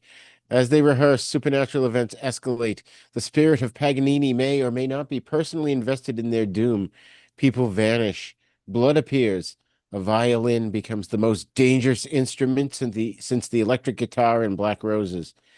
The film moves like a fever dream shot through a neon fog machine. Italian horror logic applies here. Continuity is optional, atmosphere is mandatory, and the soundtrack slaps in its own haunted way. So, first impressions, Bill, what did you think of this? You said you hadn't seen this one before either, right? I had not seen this before. This is another Sam Panico favorite that he talks about all the time. So finally, I caught up on all these Panico classics. Paganini horror. Oh, he'll kill me for saying this, but it's like the weakest out of all the movies that we watched on this show. I would say every other single movie had Rock and Roll High School is in a class by itself. I'm Right. really talking about the remaining three Yeah. movies, and this one was really the weakest, and it has so much cred. I mean, it's Luigi Cozzi Right. directed it, and I think Fragasso wrote it. Claudio Fragasso may have written it or produced it or something. There were names involved Yeah. with this, and maybe not names associated with top-notch cinema, but I don't know. I expected something. Oh, Daria Nicolodi too Right. is Yeah. one of the stars in it. So I expected a lot more than what Paganini Horror delivered. Uh, that said, it's completely batshit crazy.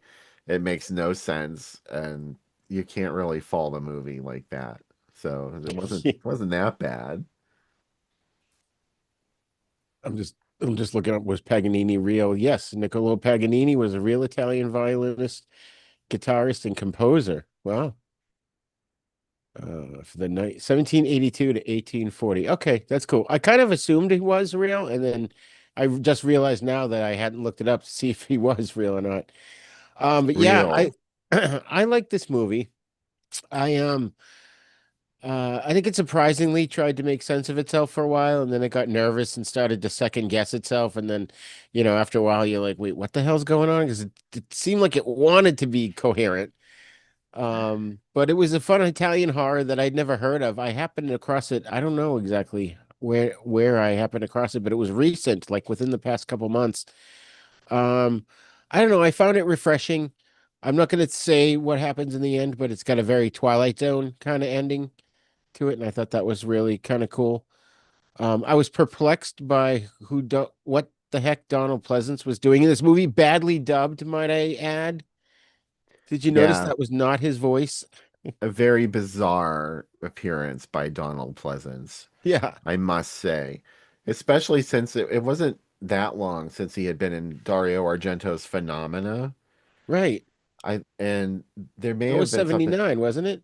No, that was 85 Oh, okay. Phenomena, and this was 89. Right. Hey, maybe like Michael Caine, he needed a new house or something. That was right before he died. I mean, it wasn't much longer after that he passed away. I don't Yeah, because he remember. had done Halloween's 4 and 5 around that time. He died 4, 5, before and 6. six wrapped. I think Right. he died during the filming of six, Okay. Yeah. where it was in post production and they still weren't technically done, but he died, so they had Right. to make it done. Daria Nicolodi, we talked about her before. She was in Deep Red and Inferno, which I don't think we've covered Inferno yet. But Stunning of course, film. Donald Pleasance, as you mentioned. I didn't know too many others from this movie. So all right, so the songs in this movie. Now, I watch things with the subtitles all the time, like I said, because I find it helpful for those what did he just say moments, or they pick up on things in the background, like there'll be a radio announcer in a scene talking in the background. You may not catch it, but it'll come up in the closed caption if the characters aren't speaking. So I always have it on for that reason. In this, I'm watching the lyrics to this because I couldn't believe. I'm like, wait a minute.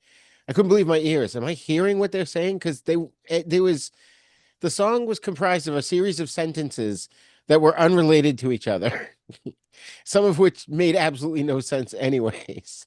It's art, man. I mean, I was like, wait, is this REM? Michael Stipe said their lyrics don't make any sense on purpose because they just sound good. Yeah, the captions is your friend because I didn't understand a lot of what those lyrics were. But did you notice that the first song that they performed was "You Give Love a Bad Name" with different lyrics? It Oh, was yes. Yeah. totally a rip of the music was "You Give Yes. Love a Bad Name" and right down to the chord changes. And I don't know how they got away with that. Right.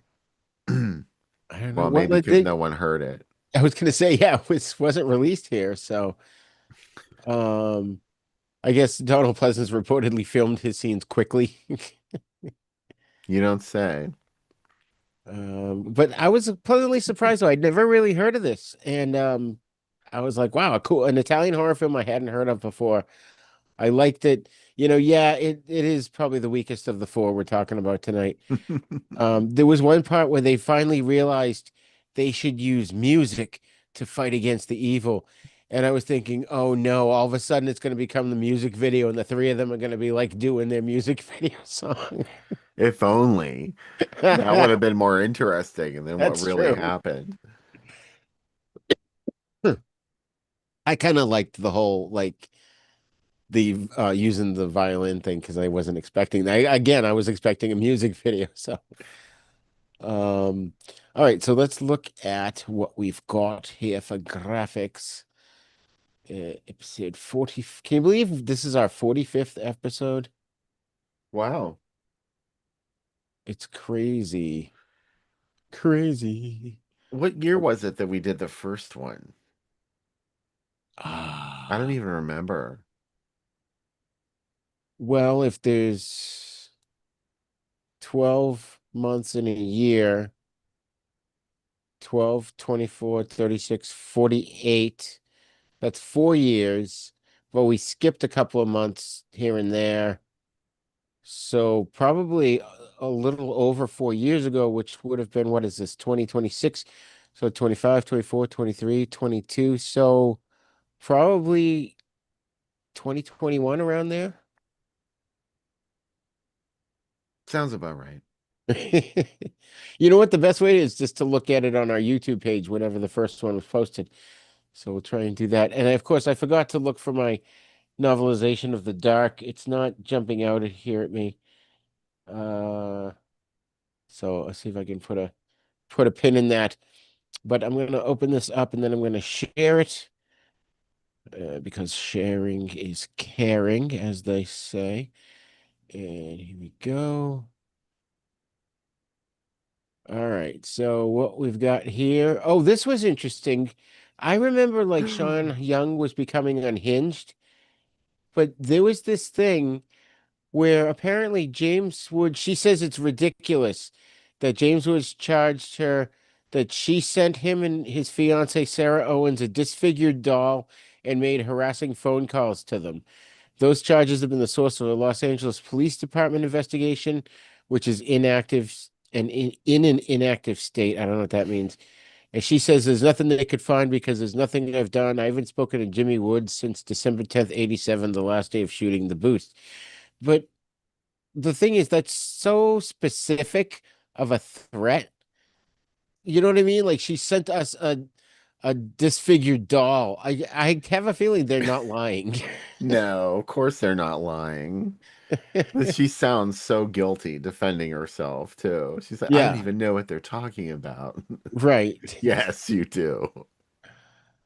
Oh I my I was God. just stunned about Death Nurse over there on the right. Death Nurse. Oh Crazy yeah. Fat Ethel back in action again. Have I you was seen gonna those ask you about, movies? I don't remember those. Yeah, Criminally Insane was the first one. And that was about this woman who she's like obsessed with food and she gets released from a mental institution and she goes to live with like I think it's her aunt and she just can't stop eating. And anybody that tries to stop her from eating, she murders. And soon her house is full of bodies because people keep showing up and she has to kill them because they learn her secret. She was. I think there was one sequel to Criminally Insane, and then they started making these Death Nurse movies, Oh, that's funny. aka Crazy Fat Ethel. So it looks like the first Criminal Insane was 75 and the second one was 87. Yeah. An Which obese I think woman. that the second one was mostly footage from the first one, as I one love that. does, you know. I love that. It's like Boogeyman too. If you've ever seen that, that's almost all footage from the first movie. That's like way back in Universal in the 1940s, in the Mummy movies, in the four sequels to the Mummy. There's like the more like the first sequel is really awesome. It's an excellent movie. I always forget what the names of them. It's the Mummy's Hand, the Mummy's Ghost, the Mummy's Curse, the Mummy's Tomb. I think Tomb is the first one. But it's like really good. Then the next one has a lot of footage from the previous film. Then the third one has a lot more footage from the previous two films. It just keeps Yeah. getting worse and worse. So this is an obese woman recently released from an insane asylum kills anyone who attempts to get her to stop eating. My God, I've never heard of this. It's only about an hour long. It doesn't take much of your time. I have the Blu-ray. It came Oh out yeah, from you did. Vinegar Syndrome not too long ago.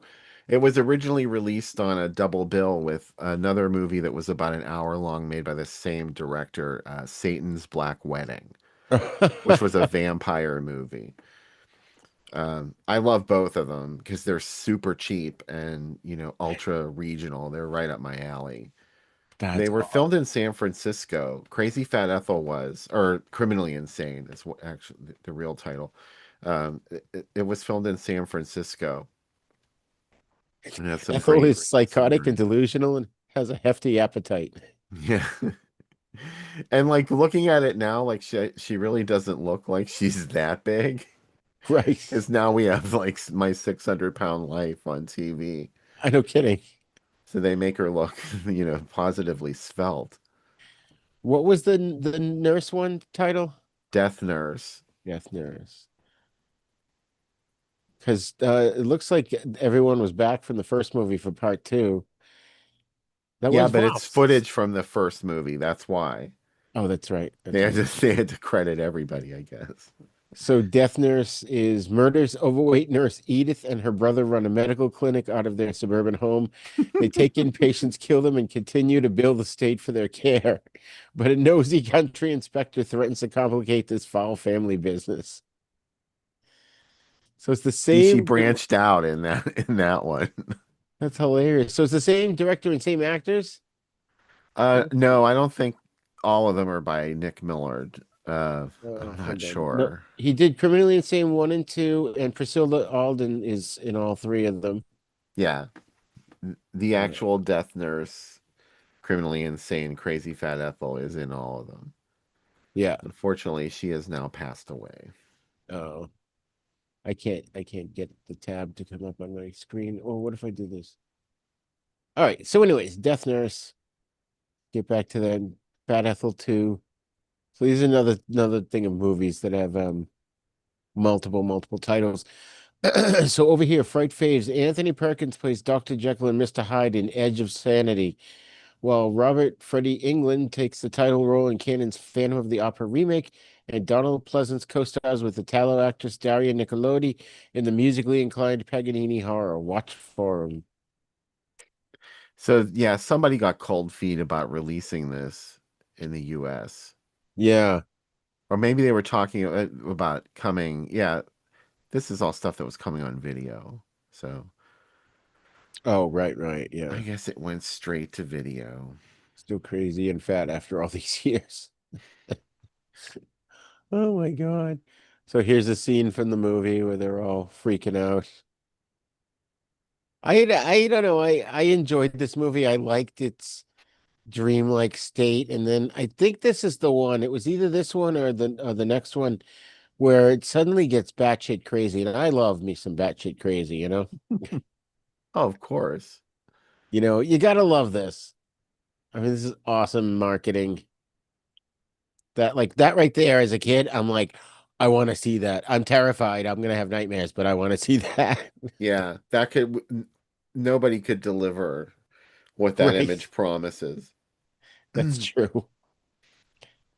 What else? Okay, that's the full poster. Paganini horror. So yeah, we gotta look into looking up Italian newspapers. I would love to, because find out what they got going on. So all right, I don't know if this is a double. I don't think so, but she's talking about stuff. Now I remember Slime City. I may have that on VHS tape somewhere. There was a bunch of these made to videos, some of them made on video back in the 90s, and it was interesting. Some of them were good. I'd like to go and revisit some of them that I have to be honest, and I know I've said this before, is back, especially in the 80s and 90s, I was very snobbish towards B movies. I liked them, but I kind of looked down on a lot of movies, and now I look back on them and I'm like, oh my God, what the hell was I thinking? I thought I should be more into Hollywood, and which I Yeah. am. I still love old Hollywood. I don't much care for too much new Hollywood, but um, I like a lot of these movies. I think they're earnest. They tried, it wasn't like, what do you call it, Birdemic, where they purposely put shit on the screen and called it a movie. Yeah, I have to agree. There's a certain charm to well, think about it this way. This is how I always look at it. It took a lot to get a movie onto the screen. There's a lot of work that goes into that, even if you have the lowest of the low budgets. There's a lot of work involved in it, and to go through all that and to be able to produce something that could be experienced in a theater, that alone is an achievement. Uh, Right. and especially a lot of the regional filmmakers, the more they did it, the better they got at it. A lot of the guys came from making commercials, is where they cut their teeth on it. Not, I don't think the Italians did that, but there's a certain artistry that is in this film. I have to say that the other movies that we watched tonight do not possess. Yes. And even Rock and Roll High School, which that's just kind of goofy.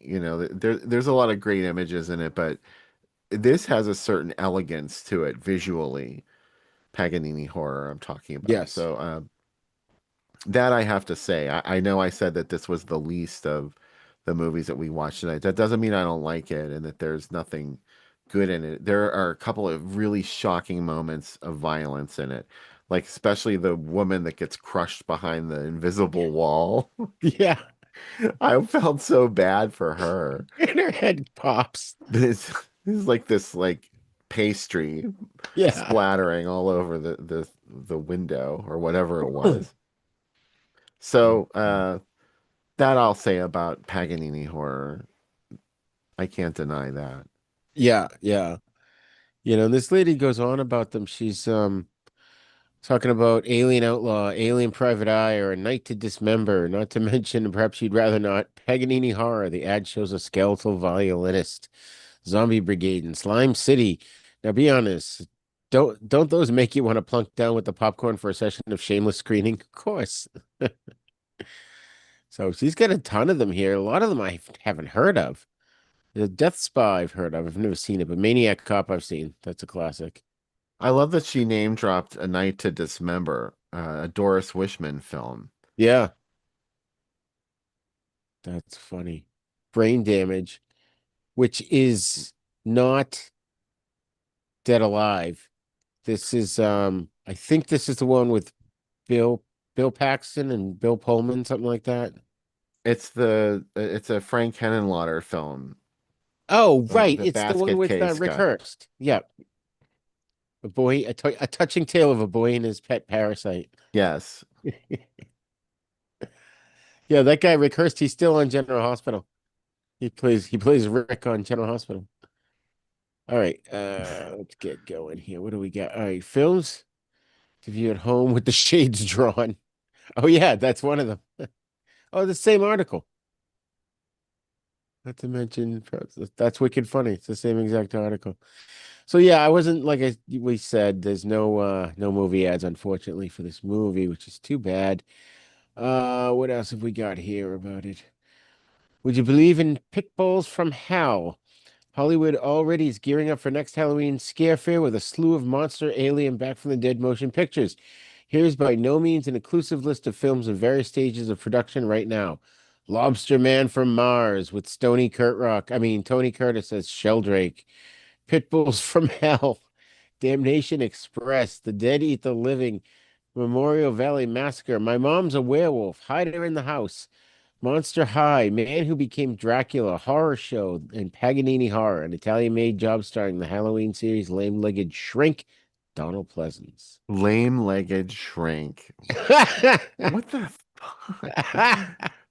Who says shit like that? I just love back then people spoke just like it was, they weren't politically Wow. correct. But with Tony Curtis and Lobster Man from Mars, I think I've heard of that. Um, My Mom's a Werewolf I've heard of. Monster High, not so sure about, but Horror Show, that's with Brian James, I think. Right? That's the one where he's the prisoner that gets electrocuted and comes back and Yes, the horror show. I yeah. think that was known as House 4 in Yes. Italy. Yeah. Which makes absolutely no sense. Yeah, there was money in the House series, apparently. That was a selling point, enough to be one of those fake franchises. That's They would just hilarious. keep like making them out to be sequels. That's hilarious. This is from 2023. I don't think I put it's right in here. Yeah, here we go. Just to Kill, Skin Tight Spandex Nightmare is the theme of the Center for Contemporary Arts' costume contest, taking place in conjunction with its amplified music series, Halloween screening of the 1980 Italian horror film Paganini Horror, Tuesday, October 31st. Directed by Luigi Cozzi, the film tells the story of a largely female rock band that acquires an unpublished score by composer Niccolo Paganini and decides to record it. When the band films a music video for the song in Paganini's ancient home, it awakens the spirits of the deceased composer and unlocks a portal to hell. Italian giallo horror genre expert Tony the Terror writes, this beautiful Italian gem featuring Daria Nicolodi and Donald Pleasance at his absolute drunkest is at least 3.5 stars and may even be a full 4 after another rewatch. The This winner was of the not contest. 1980. It was 1988. The They movie was, erroneously said 1980. oh yeah, 1980 Italian. Maybe they meant 80s because over here they say big 80s hairstyles if you Yeah. the contest. That's funny. Yeah, because this was 2023. So I thought that was great. They showed it in a local theater. I can't see where this newspaper is from. Maybe I can look at the folder. Hold on. Oh, this is the Santa Fe, New Mexican. So that's pretty cool. And then we've got, I believe this is our last one. Yeah, we've got, it looks like, what the hell year is this? And why is this in here? I have a feeling this is not supposed to be in here. Unless, hold on, let me look at the, no, this is right, the post standard 1990. So, all right, so Rocky 5, yeah, Child's Play 2, 1990. Okay, that rings true. Home Alone. Let's see. Ghost, presume. Oh, that's what it is. It's about this guy here, I think. Lazier. If you've looked through your local music section in your store lately, you've noticed the cassette release Got to Feel Your Love and Ageless Love by a new name, Lazier. It's a catchy pump rock dance tune, influences, blah blah blah. Hold on, where is it? Where is it? It's down here. Moved to LA. In addition to working as an actor in low-budget films such as Rock'em Dead with Troy Donahue. Oh, we have to talk about him and Tracy Lords. Rock'em Dead. That's Shock'em Dead, which I still couldn't Yeah. find it under Rock'em Dead. Um, and that's the next movie we're going to be covering. And so I think I'm in the wrong folder here, right? This should be in the next folder. Yeah. We I'm haven't getting confused. brought this one up yet. All right. Well, folks, I'm going to stop sharing now because that's the last picture anyways. I must have, because it's the last photo, I threw it into the wrong folder. It happens. You're gonna let those interns go.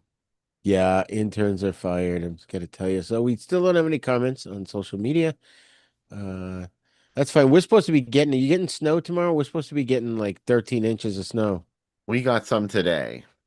And Oh actually, yeah. last night it was only like compared to what we had before. This was a light dusting, and the roads were all fine today. Oh, that's good. All right, Bill. So final thoughts on Paganini horror. I do like it. I love seeing Daria because she's great in everything. I thought it was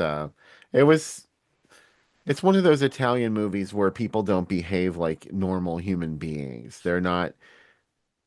No one in the movie is going to react the way you would to any given Right. situation. So that can be a little frustrating sometimes if you're trying to engage with the film on its own terms, but you have to like kind of zoom out a little bit with Yeah, certain Italian movies. And this one, I don't know. I couldn't see it being a big hit film, but there were some interesting things in it. that's cool.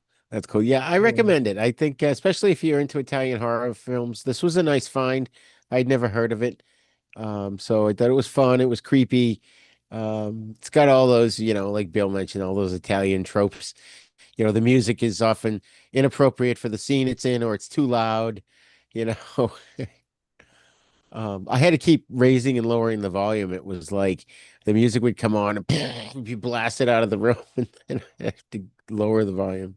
This is about on the same level with Manhattan Baby.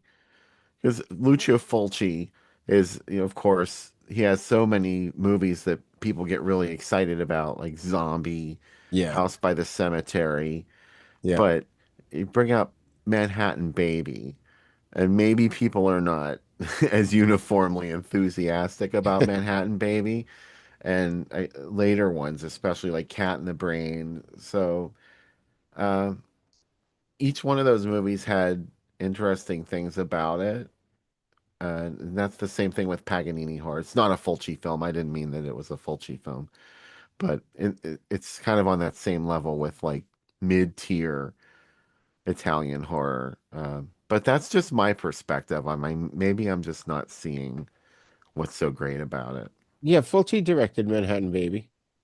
No, I know, but I meant we're talking about Paganini horror. He did not direct Oh, right, Paganini horror. yeah, It sounded like maybe I was making a comparison for that reason. yeah. No, that looks pretty good though. But yeah, I just love, I mean, I'm still finding American horror movies that I've never heard of, which I still find perplexing. So yeah, like I said, I think the ending of this movie is very good too. I don't want to give it away. All these movies that we're talking about tonight, at least excuse me, at least as of this recording, they're on Tubi. So check them out while you can. All right, so next up, our last, fourth, and final film, Shock 'em Dead from 1991. The synopsis goes, Martin is a talentless guitar player who desperately wants to be a rock god. Instead of practicing, he makes a deal with the devil. This is a recurring theme in tonight's programming. After the pact, he transforms into a shredded, leather-clad metal monster with actual skills and possibly actual horns. Success follows, so does murder. Also, some very ambitious lair. I'm sorry, some very ambitious hair. The film glee Naturally occurring here. Yes. The film gleefully dives straight to video absurdity, complete with demonic contracts, rock rivalries, and body horror that feels like it was improvised during rehearsal. It's earnest, unhinged, and fully committed to its premise, which is admirable. I'll go first on the first impressions. I never heard of this movie. I still have trouble remembering the name of it for some stupid reason. I think by now I've got it, but um, Shock 'em Dead. Yeah. I think I've seen the guy holding the dual guitars, which I have some words about that in a minute. Um, makes absolutely no sense. In fact, I'm just gonna say it now. Okay, so yeah, your guitar looks super cool, but how are you? Do you have a third and fourth hand to pick the strings? You don't just Uh, press the string and it goes dee lee dee lee. He could be tapping. He could be tapping on two necks at the same time, I guess. But that scene in particular, and I'll get into that when we look at images, and just the whole movie in general, it reminded me of it could have been an episode of Regular Show. I swear to God, I don't know if you've ever seen it. It's this animated cartoon that's absolutely hilarious. And I swear to God, the guys that made that show, because a lot of stuff these characters deal with is like from the 80s, like a cassette tape will attack them in one episode, or they rent an old VHS and someone gets saliva on it, and the zombies on the movie they're projecting from the VHS tape come alive and stuff. And so in this, there's a scene in Regular Show that this reminded me of. It's just this movie was truly batshit crazy, and as viewers know, I love batshit crazy movies. Um, so yeah, I don't know a lot about the director Mark Freed. I think this was directed video. This was, of course, a Tracy Lord's vehicle. And Bill, why don't you give us a little background on Tracy Lord? I've never seen any of her movies. Have I you don't know who not she seen is. Tracy Lord's movie? Come on. Okay, I kind of love Tracy Lords, and not for the reasons that so many other people love her for her having done the adult phase of her career, which she was largely not of legal age to do movies like that, and you can't see them anymore because And she that, lied, right? She was 16 yeah, and she lied and said she was 18 or something. yeah. I think like she made a whole bunch of movies. I don't know how many videos she made, but I think only one of them she made after she turned 18. Hmm. So, you know, but she's an interesting person. She transcended that whole adult genre. She left her adult film career behind, and she did cross over into mainstream films. Maybe not, she wasn't a sensation or anything, but she did have a career. She was in a couple films for John Waters, Roger Corman. She was in a remake of Not of This Earth, Yep. Yeah. and she was in this, which was I had never seen this before. And when I saw that not only was Tracy Lords in it, but my dream daddy Aldo Ray was in this movie. Unfortunately, this was the last movie he appeared in before his Yes. death. This Aldo Ray, I always remember there was a Fangoria special that came out one year and it had the rules of horror movie watching. One of the rules was avoid any movie starring Aldo Ray. Do not avoid Aldo Ray films. It's a high quality production if Aldo Ray is And in it. Troy Donahue's in this too, Mm-hmm. which he's another one. Like I didn't realize it was him until I did the research on it because, I'm used to young Troy Donahue from the 60s. What was the horror movie he was in? The Killing Kind? I get them mixed up all the time. There was a Tab Hunter killer movie. Um, I know Troy Donahue was in at least one. He was in Angel Angel Down We Go. He was like the Brad Pitt of his day. Oh, and of course, the first thing that comes up on his page on IMDb is the Shock 'em Dead trailer. Wow, that's the pinnacle of his career. Oh my God, he was in Monster on the Campus. I love that movie. That's the one where the guy has the fish fossil and it bites his hand, or he accidentally gets the teeth into his hand and he turns into a monster. I've only seen that once, and I'll tell you about that real quick. There used to be this time slot on WOR at 5 o'clock in the morning where they showed classic 50s sci-fi films. And a lot of the stuff they showed on there was stuff that I'd been hunting for years, like through the TV guide, looking for this because that's the only place that we could see things at that time. They had to show it on TV, and you had to be there when they showed it. There was no such Yeah. thing as a VCR. So I Yeah. had to get up at 5 o'clock in the morning to watch these classic 50s sci-fi movies, and that was one of them. monster on the campus, That's and awesome. I was so tired and out of my mind sleepy that I just don't remember much about it. I have to revisit Monster on the Campus. Wow, I totally forgot about that. That's funny. So Troy Donahue's got a huge catalog here, but it isn't until the 80s. He's in Deadly Prey in 87, Assault of the Party Nerds in 89, American Rampage that same year, Dr. Alien, Bad Blood, Terminal Force, Yeah, Nudity Required, Hot Times at Montclair High, he did some sketchy movies. Bloody Nasty. But what was the one we were looking for in particular? Oh, don't worry about it. It was I can't remember the name of it. IMDb makes my computer slow down. I'll try it. Oh, okay. All right. So I'm going to, oh yeah, I was showing this one here.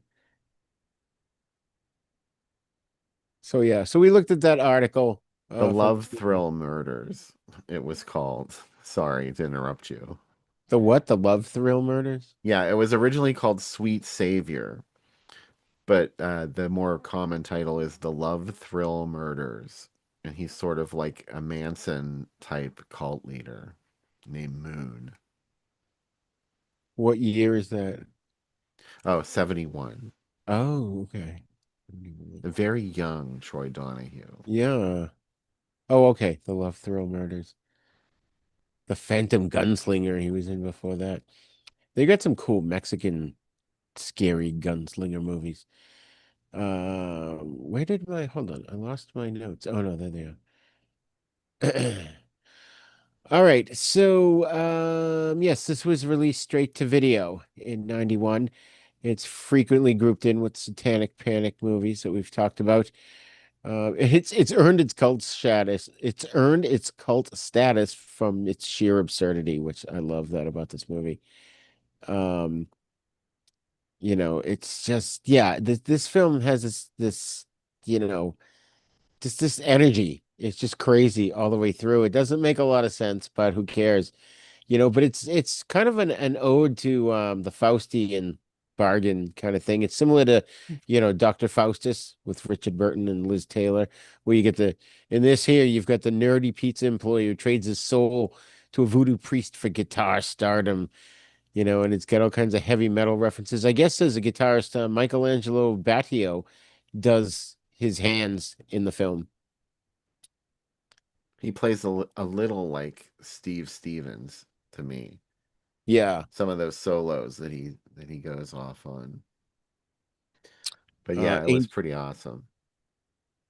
Yeah, they did a good job in this movie. It was surprised me. I wasn't expecting it to be that good.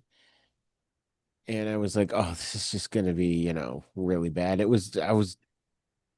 liked it. It reminded me of the Toxic Avenger, where he's the goofy, nerdy guy. He's Oh got the yeah. little peephole to look at the girl changing. Are you excited about the remake? They doing a remake of this? Toxic Avenger.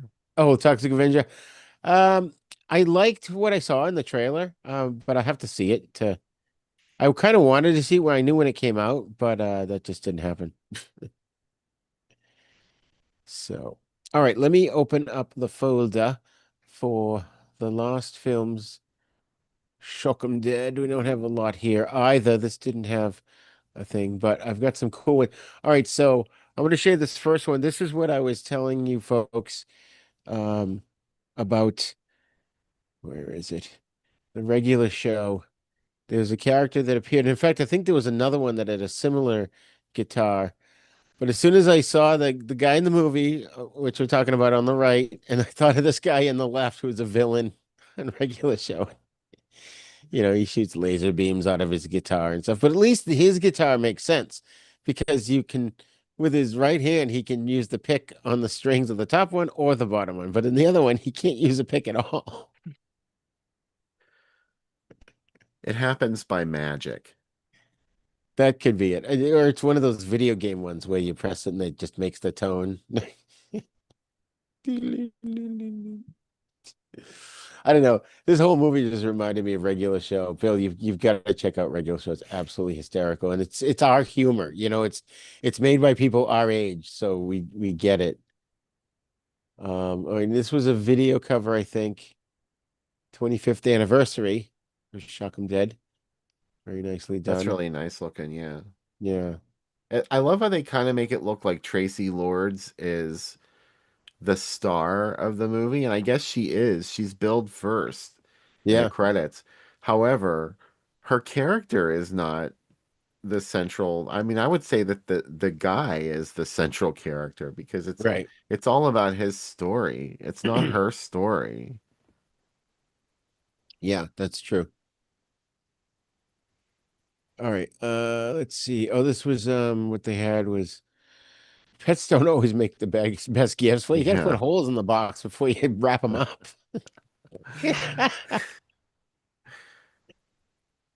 Let's see what we got here. And did I bother to put a little star in somewhere? We got some video release dates. It's probably the same thing.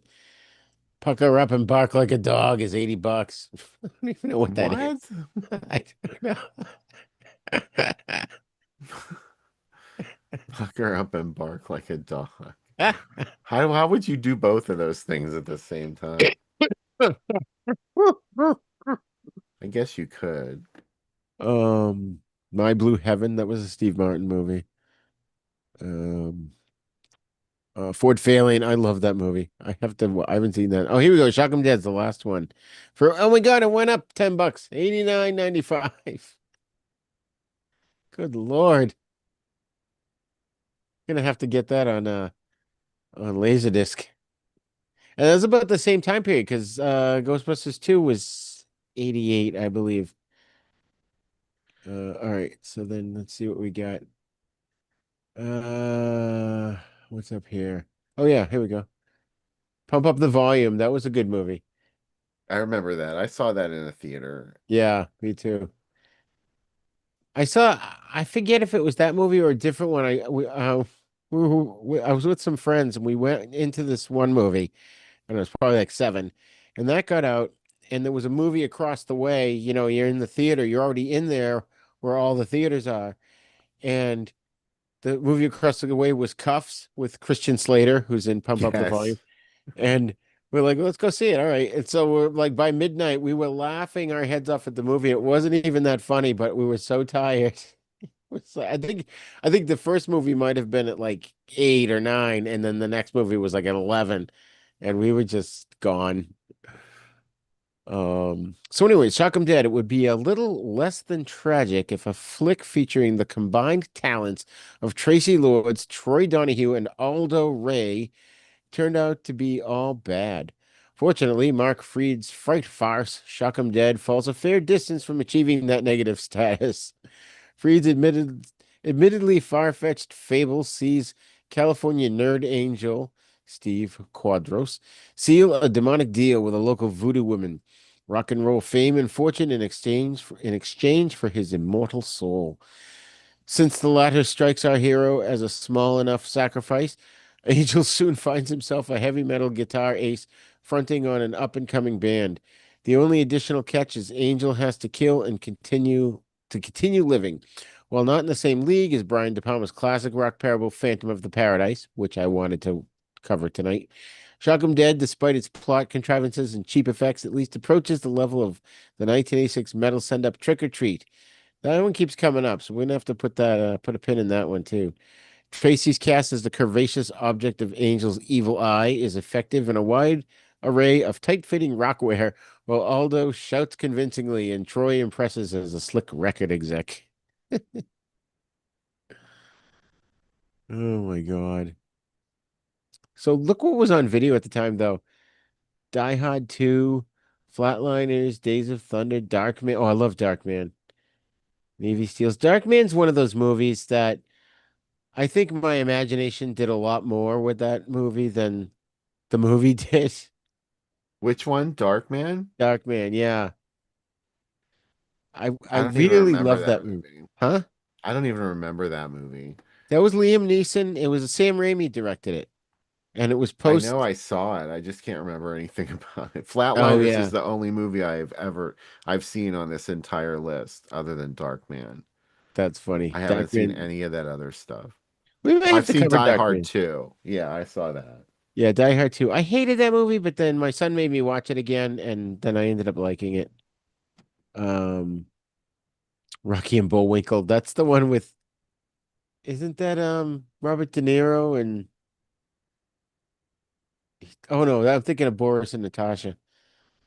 I think Right. that's literally a Rocky and Bullwinkle compilation. It says Volume 1. Oh, right. It's Okay. All right. Buena Vista, isn't that Disney? Yeah. Yeah, it is. Hey, rookie. Oops. All right. Ooh, The Little Mermaid was number 3 in sales. If you're lucky, you got the penis cover. Yeah, I'll have to look. I still have the VHSs of that. They were my sister's. Is So yours a update penis cover? this. Well, isn't it like the ice? You see it in the background of the water, I mean. Yeah, it's some kind of like building, I think, Oh, reflected in it. I don't know. that's funny. Uh look at this Get Smart episode. I don't remember this one. I've seen them all. Chaos invents a new instant aging process, and 15 control agents die of old age. Good Lord. It's supposed to be a comedy. I don't remember that one either. That's funny. But here we go. Shock 'em dead. Tracy Lord, Stephen Quadros, rock musicians forced to steal souls for the devil as part of his diabolical climb to stardom. It's a good little, uh, just what do you call it? Summary of the movie. Sure. Get the terror over here with Jack Nicholson. That ending always freaks me out. The terror, Yeah, with the the lady. Tinder. The The ending Tinder. of the Tinder always freaks me out. I Um, remember really liking Night Flyers. I was really looking forward to seeing that. I think it ended up, if it was in the theater, it didn't last very long because I wanted to see it because Michael Praed was in it and he was Robin Hood in the British 80s series Robin of Sherwood, and I love that show. In fact, I wrote an article for Collider about it. I might have done two actually. Um, and I don't even remember the movie. It was not that good. I wanted to like it. there was a Halloween release. Yeah, I think it opened on Halloween night. I'm trying. The Maybe the tagline, it said this year Halloween is in space or something. yeah, see Halloween what it's takes talking. place in space. Yeah. All right. So there we go. We got some F Troop going on there, which I love F Troop. All right. Then we got Shock 'em Dead. Say, okay, that's the same thing. Why is this not? Oh, maybe it was just no. Something's wrong here. Are you seeing only like the top third of the image? Yeah. Yeah, it should be. Like my mouse is not reacting. Maybe if I stop the share and oh, there we go. It fixed itself. All right. Oh, look at this one. I've never heard of this one. Killer Shark from 1950. So it's got a very young Roddy McDowall in it. A college student learns about values when he braves the high seas with his fisherman father on a shark hunting expedition. I That don't could know be that movie cool. either. Let's go 1.5 stars. Anything with Roddy McDowall can't be bad. Well, exactly. And this is the prequel to Quantum Leap. It's quantum marketing. Ah, Um, it must have only ran one season. I don't remember that show. which Oh, quantum marketing. Shock 'em Dead. Here we go. Same description as before. So it was getting play on TV. There's the local channels. Interesting. And this is I can't see what year this newspaper ad is from. 91. Oh, 91. Okay. This So was that a would have been weird sort of like blind spot for me, TV at this time, because I was in school and I lived in the dorms and we didn't have cable. oh. Like there was no way to watch cable TV in the dorms at that point. And I had sort of stopped watching TV anyway. But by 91, I think I was living off campus because wasn't 91 the year that they did that revamp of Dark Shadows? Yes. I remember watching that. So Yeah. I must have been living off campus by this point. Yeah, I commuted my whole college experience. And so was able to watch everything I wanted to watch. In fact, I recorded so many things. I have hundreds and hundreds of VHS tapes that I have to go through. I need an intern. I need an intern to go through my tapes, go through my comic books, help me with my tools. Jesus Christ. All right. Oh, here's a great poster for Shock 'em Dead with the knife there. The Hmm. guy was the main character guy was not a great actor, but then by the end of the movie, I'm like, I think he was because I believed he was nerdy at the beginning, and then I believed he thought he was cool at the Yeah, I last. think I think the actor's qualities worked with for the character Yeah, because he was very awkward as a rock and roller, which he should have been because he was just, a nerd sort of masquerading as a rock and roller. And I love that he woke up with his yeah, hair already styled, no matter what. yeah, Like his yeah, hair always looked perfect. It was like, a permanent wig yeah. that never changed. It would never change. And Yeah, he had permanent eyeliner. yeah. And he in his closet, all his clothes were just those leather outfits. There was no regular like a shirt and pants. Yeah, because that's how rock stars live, They But just this always look like that. this is a cool video cover box. Looks like it's from Mexico or Spain or something. Um, and there's just some cool pictures, I thought. It's not like I said, no newspaper ads really for this movie either. Oh, and it's in the terror category. Ooh, that sounds even better than horror. Ah, terror. And there's a picture of Tracy Lords. Right. What's the eyes behind her? And then this, I love this. This This is movie. weird on many levels. Exactly. He took the words right out of my mouth. It's got to be some guy just came up with this image in his mind. And he's like, you gotta do it. And he, like the producer was like, if you want to do this movie, I want to see this guy with the double guitars and two girls on his legs. There's got to be like a fucking tombstone there, man.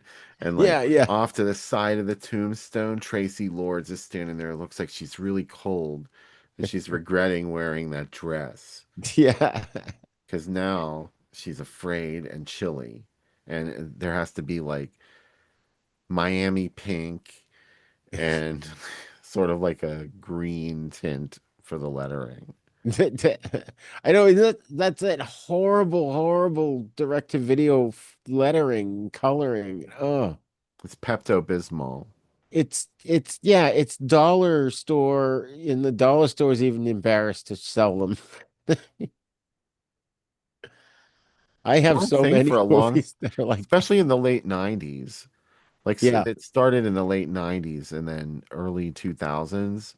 There were a yeah. couple DVD labels like Image, Diamond, and there was like a really ultra low budget one. I can't remember their name, but they released all these Mexican movies on DVD and they didn't really have permission to put anything out. I think they were all public domain, but they put out that movie Manson, that documentary about the Manson family, and the director sued them out of existence. Oh my God. I have one of those super rare Manson DVDs Oh, too. that's awesome. You used to buy them in Farmore. Did you guys have Farmore? No. It was like a chain, sort of like a Target. Huh. PHAR-MOR. Oh, never Farmore. heard of it.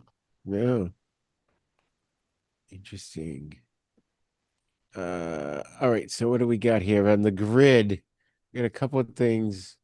Oh, Shock 'em Dead's playing up there on the movie channel. I used to love the movie channel. That was my favorite. It was HBO, Cinemax, the movie channel, and Showtime. And the movie channel to me was always like played movies I wanted to see.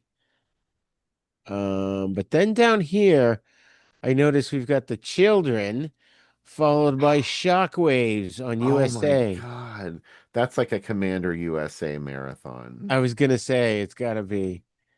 But how cool is that? Like if I didn't have to get up at 3 in the morning tomorrow, I would turn those on right now. Yeah. You can't go wrong. Oh yeah, yeah. All right, let's see what else we got. Oh, there he is, Mhm. Angel. He kind of looks a little like Chrissy Hind. Yeah.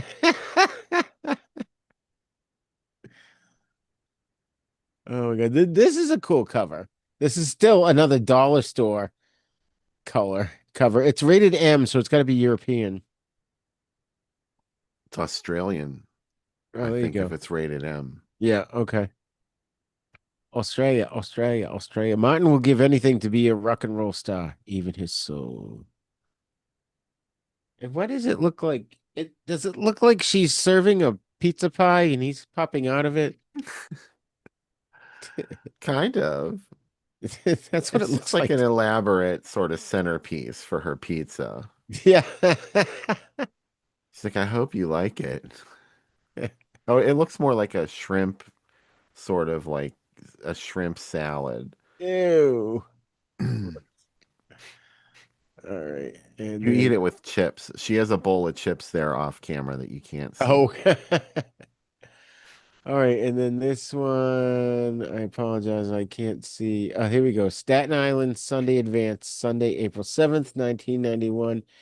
And so you've got this There you go. pay-per-view shown on cable station 62, 63, and 64, provides daily showings of recent movie releases. So that's pretty cool. That's like we had similar stuff. We had ones that like local channel at 7 o'clock if it would get scrambled and you had to have a special box to switch over to it. I think it was called Star Channel. And there was another one. I can't think, but my father would always make the illegal box. He would get the blueprint somehow, like a newspaper ad in the back of the newspaper. He'd somehow find it, and they'd send him the blueprints, and he would buy the parts at Radio Shack and build this illegal box to watch these movies. Yeah, he Uh, did it the right way. so, anyways, we've got look at you can tune in now for $5 a movie, which is a lot for 91. $4.95. That's a lot. Per You could movie? to rent a movie back in Yeah, 91. that is a lot. Yeah. And that's what it said, right? Yeah, 4.95 each. That's a lot now. Yeah. And Unless then it's first run, then I guess these kind of were. I don't get purchasing like on Amazon. It's like rent this movie for 3.99, purchase it for 4.99. Well, what Yeah, happens if something happens to me and my account gets lost somehow, and then I go to get it back, and I'm just going to lose all my movies. you don't own shit. If I'm going to buy a movie, I'm going to hold it in my hand. Right. It's the only way. So this thing starts at 1 a.m., 5 a.m., 11 a.m., 3 p.m., 7 p.m., 11 p.m. That's pretty cool. And then look at all these movies. Arachnophobia, I Come in Peace. I Come in Peace. And you go in pieces. Death Warrants. That's the Charles Bronson movie, I think. Cinema Paradiso. I love Yeah, that movie. that's I a good just one. Yeah. watched that again recently. Oh, I'm not really? sure about Death Warrant. It might be a Jean-Claude Van Damme movie. Yeah, I think it's Van Damme. The Two Jakes, the sequel to Chinatown with Jack Nicholson. I loved I Come in Peace. I liked the aliens with the shoot the CDs out and slice people's heads off. That's so much fun. I don't And think I've seen that one. oh, I Is saw that that in the Wings movie. Hauser? Yeah, Then it's I come in peace. yeah, yeah, Wings. I don't. Jeez. All right, I gotta look it up now. I don't know. Dolph Lundgren, sorry. Dolph Lundgren. Yeah, yeah, yeah. But the title changed though. In the movies, it was I Come in Peace, but I think it got changed to yeah, Dark Angel. I don't know why. I only never knew it as I come in peace. Yeah, when you look up, if you type in I Come in Peace in IMDb, I just did, it comes up as Dark Angel. And oh, that's interesting. It's really weird. Renegade cop is forced to work with an FBI agent in order to bring down a group of drug dealers with sinister plans. Yes, alien sinister plans. So where was I? We were looking at the image there. Where did it go? Okay. So down here, Shock 'em Dead's playing again at one, same times. Channel 62. So that's pretty cool. Monster Truck Challenge over here, $25,000 pyramid. The 30-minute movie. Wonder what that's all about. Well, it doesn't take long. I wonder if that's one of those shows where they take an actual movie and cut it down to 30 minutes and just basically give you the highlights. I've seen stuff like that before. And then there was another one. Oh, look at the soap operas here. Oh my God, look at how many were on the air at once. Imagine if I had to watch all these fucking shows This to is write a all recommendation. you. I couldn't do that. I can't even right now. I can't watch the five. I can only watch four. They're on every day. That's so funny. And all that's left is uh General Hospital, Young and the Restless, and Bold and the Beautiful. Oh, and Days of Our Lives. And then there's the new one, Beyond the Gates. Beyond the gates. That sounds sinister. Yeah, it's not. It's these people that live in a gated community in like the Washington, D.C. area, and they're all Beyond the gates. highfalutin. It's cool though. Hell. It's really grown on me, I have to say. Oh, here we go. Shotgun Dead is on VC2. I would like to know what VC2 is. Must just be a pay channel. Must be, yeah. Video channel 2, maybe, something like that. And you've got Lobo. I mean, this is really interesting. There's not a lot, not a lot to show for this movie. Oh, here we go. It's in the grid here again. Shotgun Dead. The devil turns a loser into a killer heavy metal guitarist surrounded by groupies. Oh, I'll and say then it's this again. too. That really sparked this memory of watching the movie for me. Is this is such a hollow story. I mean, it's been done to death. The bargain with the devil, and then you get it, and you don't really want it. Right, See, he doesn't really want it. He's got these three sexy women that are now at his beck and call, and he doesn't care because he wants who he wants. He has to have Tracy Lords. right. And it's kind of like having something and not deserving it. You didn't work for it. It's not really yours. Yeah, yeah. That's true. So I just noticed the Burbs here, which I absolutely love this movie, and they've made it into a TV show. Have you heard about this? Yeah. I just don't know how that would work as a TV show, Oh, anything can be a TV show now, I guess. I suppose. They'll just do whatever bullshit they want. And like, well, it's the Burbs, but it's this. It's our version. Oh, that's funny. What is this? Soap Bubbles. Yasmin Bleeth, Ryan Finelli on ABC's defunct daytime drama Ryan's Hope has joined the cast of that network's One Life to Live. Miss Bleeth is playing Leanne, a young. Oh, this is news. It's soap news. Okay. All So right. So, Bubbles. soap bubbles. That's funny. All right, and here we go. Here's Tracy Lords is Not of Oh, This Earth, which I have to say I've never seen this. I've seen the original, and especially like I said in the 80s, I was a bit of a snob, even though Jim Wynorski directed it. I was just like, you can't remake old movies. Ah, although I like The Thing. Ah. oh An yeah. Invasion of the Body Snatchers. Ah. And The Fly. Ah. At some point, you gotta go, all right, give it a chance. Yeah, and Not of This Earth isn't exactly, hallowed ground. At least I wouldn't think so. Right, right. Like you couldn't touch Not of This Earth. Yeah, no, I mean, the original was nothing to write home about either, so it's good. What else do we got? Oh, we got here he goes. This is not Angel. This is the demon, right?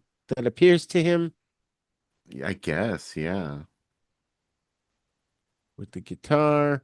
Wang, and that's the last of my pictures. I just think that's so cool. And it's just if you've ever seen regular show, man, you gotta check it out. It's hilarious. And this is just this type of insanity that happens in every episode. All right, so I'm gonna stop the share, jump back to my notes. And somehow we bumped up to the ceiling, but that's okay. All right. What else did I want to say about this? This had a lot of little a lot of these movies, especially Black Roses Hmm. had a lot of little references that I didn't get a chance to write down. I wanted to, but there were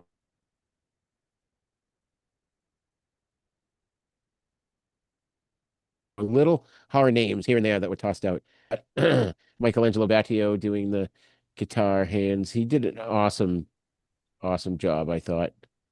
Um, Yeah. let's see what else. Oh, I love the name of the band that he starts off in is Spastic Colon. Spastic colon, yeah. And their Uh, super gay lead singer. yeah, who runs screaming at the first sign of danger. Yes. Oh, he didn't get killed, did he? He I just don't took rem off running. I think he took off. I don't remember whether he had a death scene or not. I don't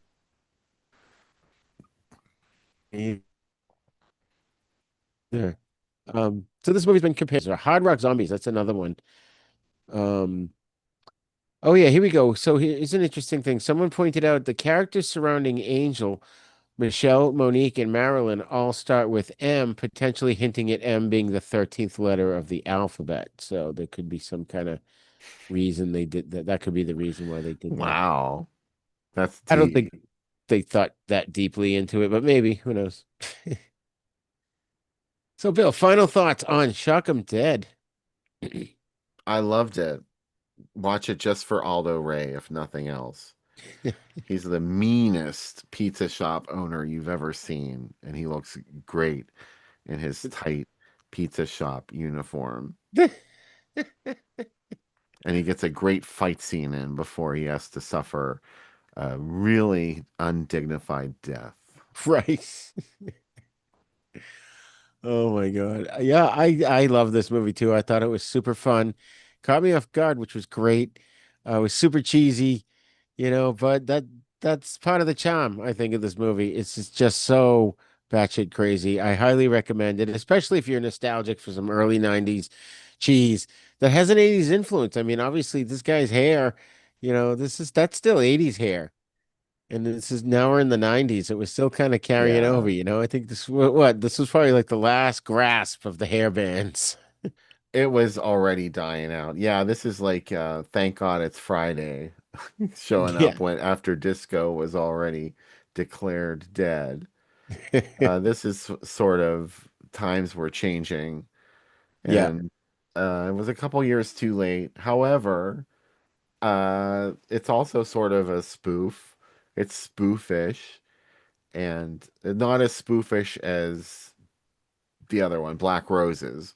That was like almost comedy. It was Yeah. comedy in many places, but this one is playing it straight. It's still tongue in cheek, but this movie plays it straight. The characters don't really know what kind of movie they're in, and it has sort of like this sincerity to it that gives it a very strange vibe. Yeah. I kind That's of a dig it. that's a great assessment. I agree with that. All right, Bill. So where can folks find you online?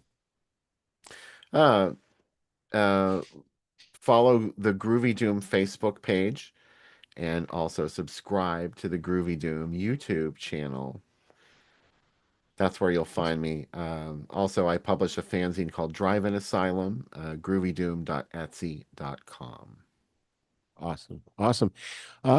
Excuse me. I do have some changes coming up with my podcasts and stuff. It won't affect this show. Don't worry. But I'm still working on that. So for now, you guys can find me at Soap Hub, Soap Central, and Collider.com, and where I'm constantly writing. And I've got some new projects in the works, hopefully something soon.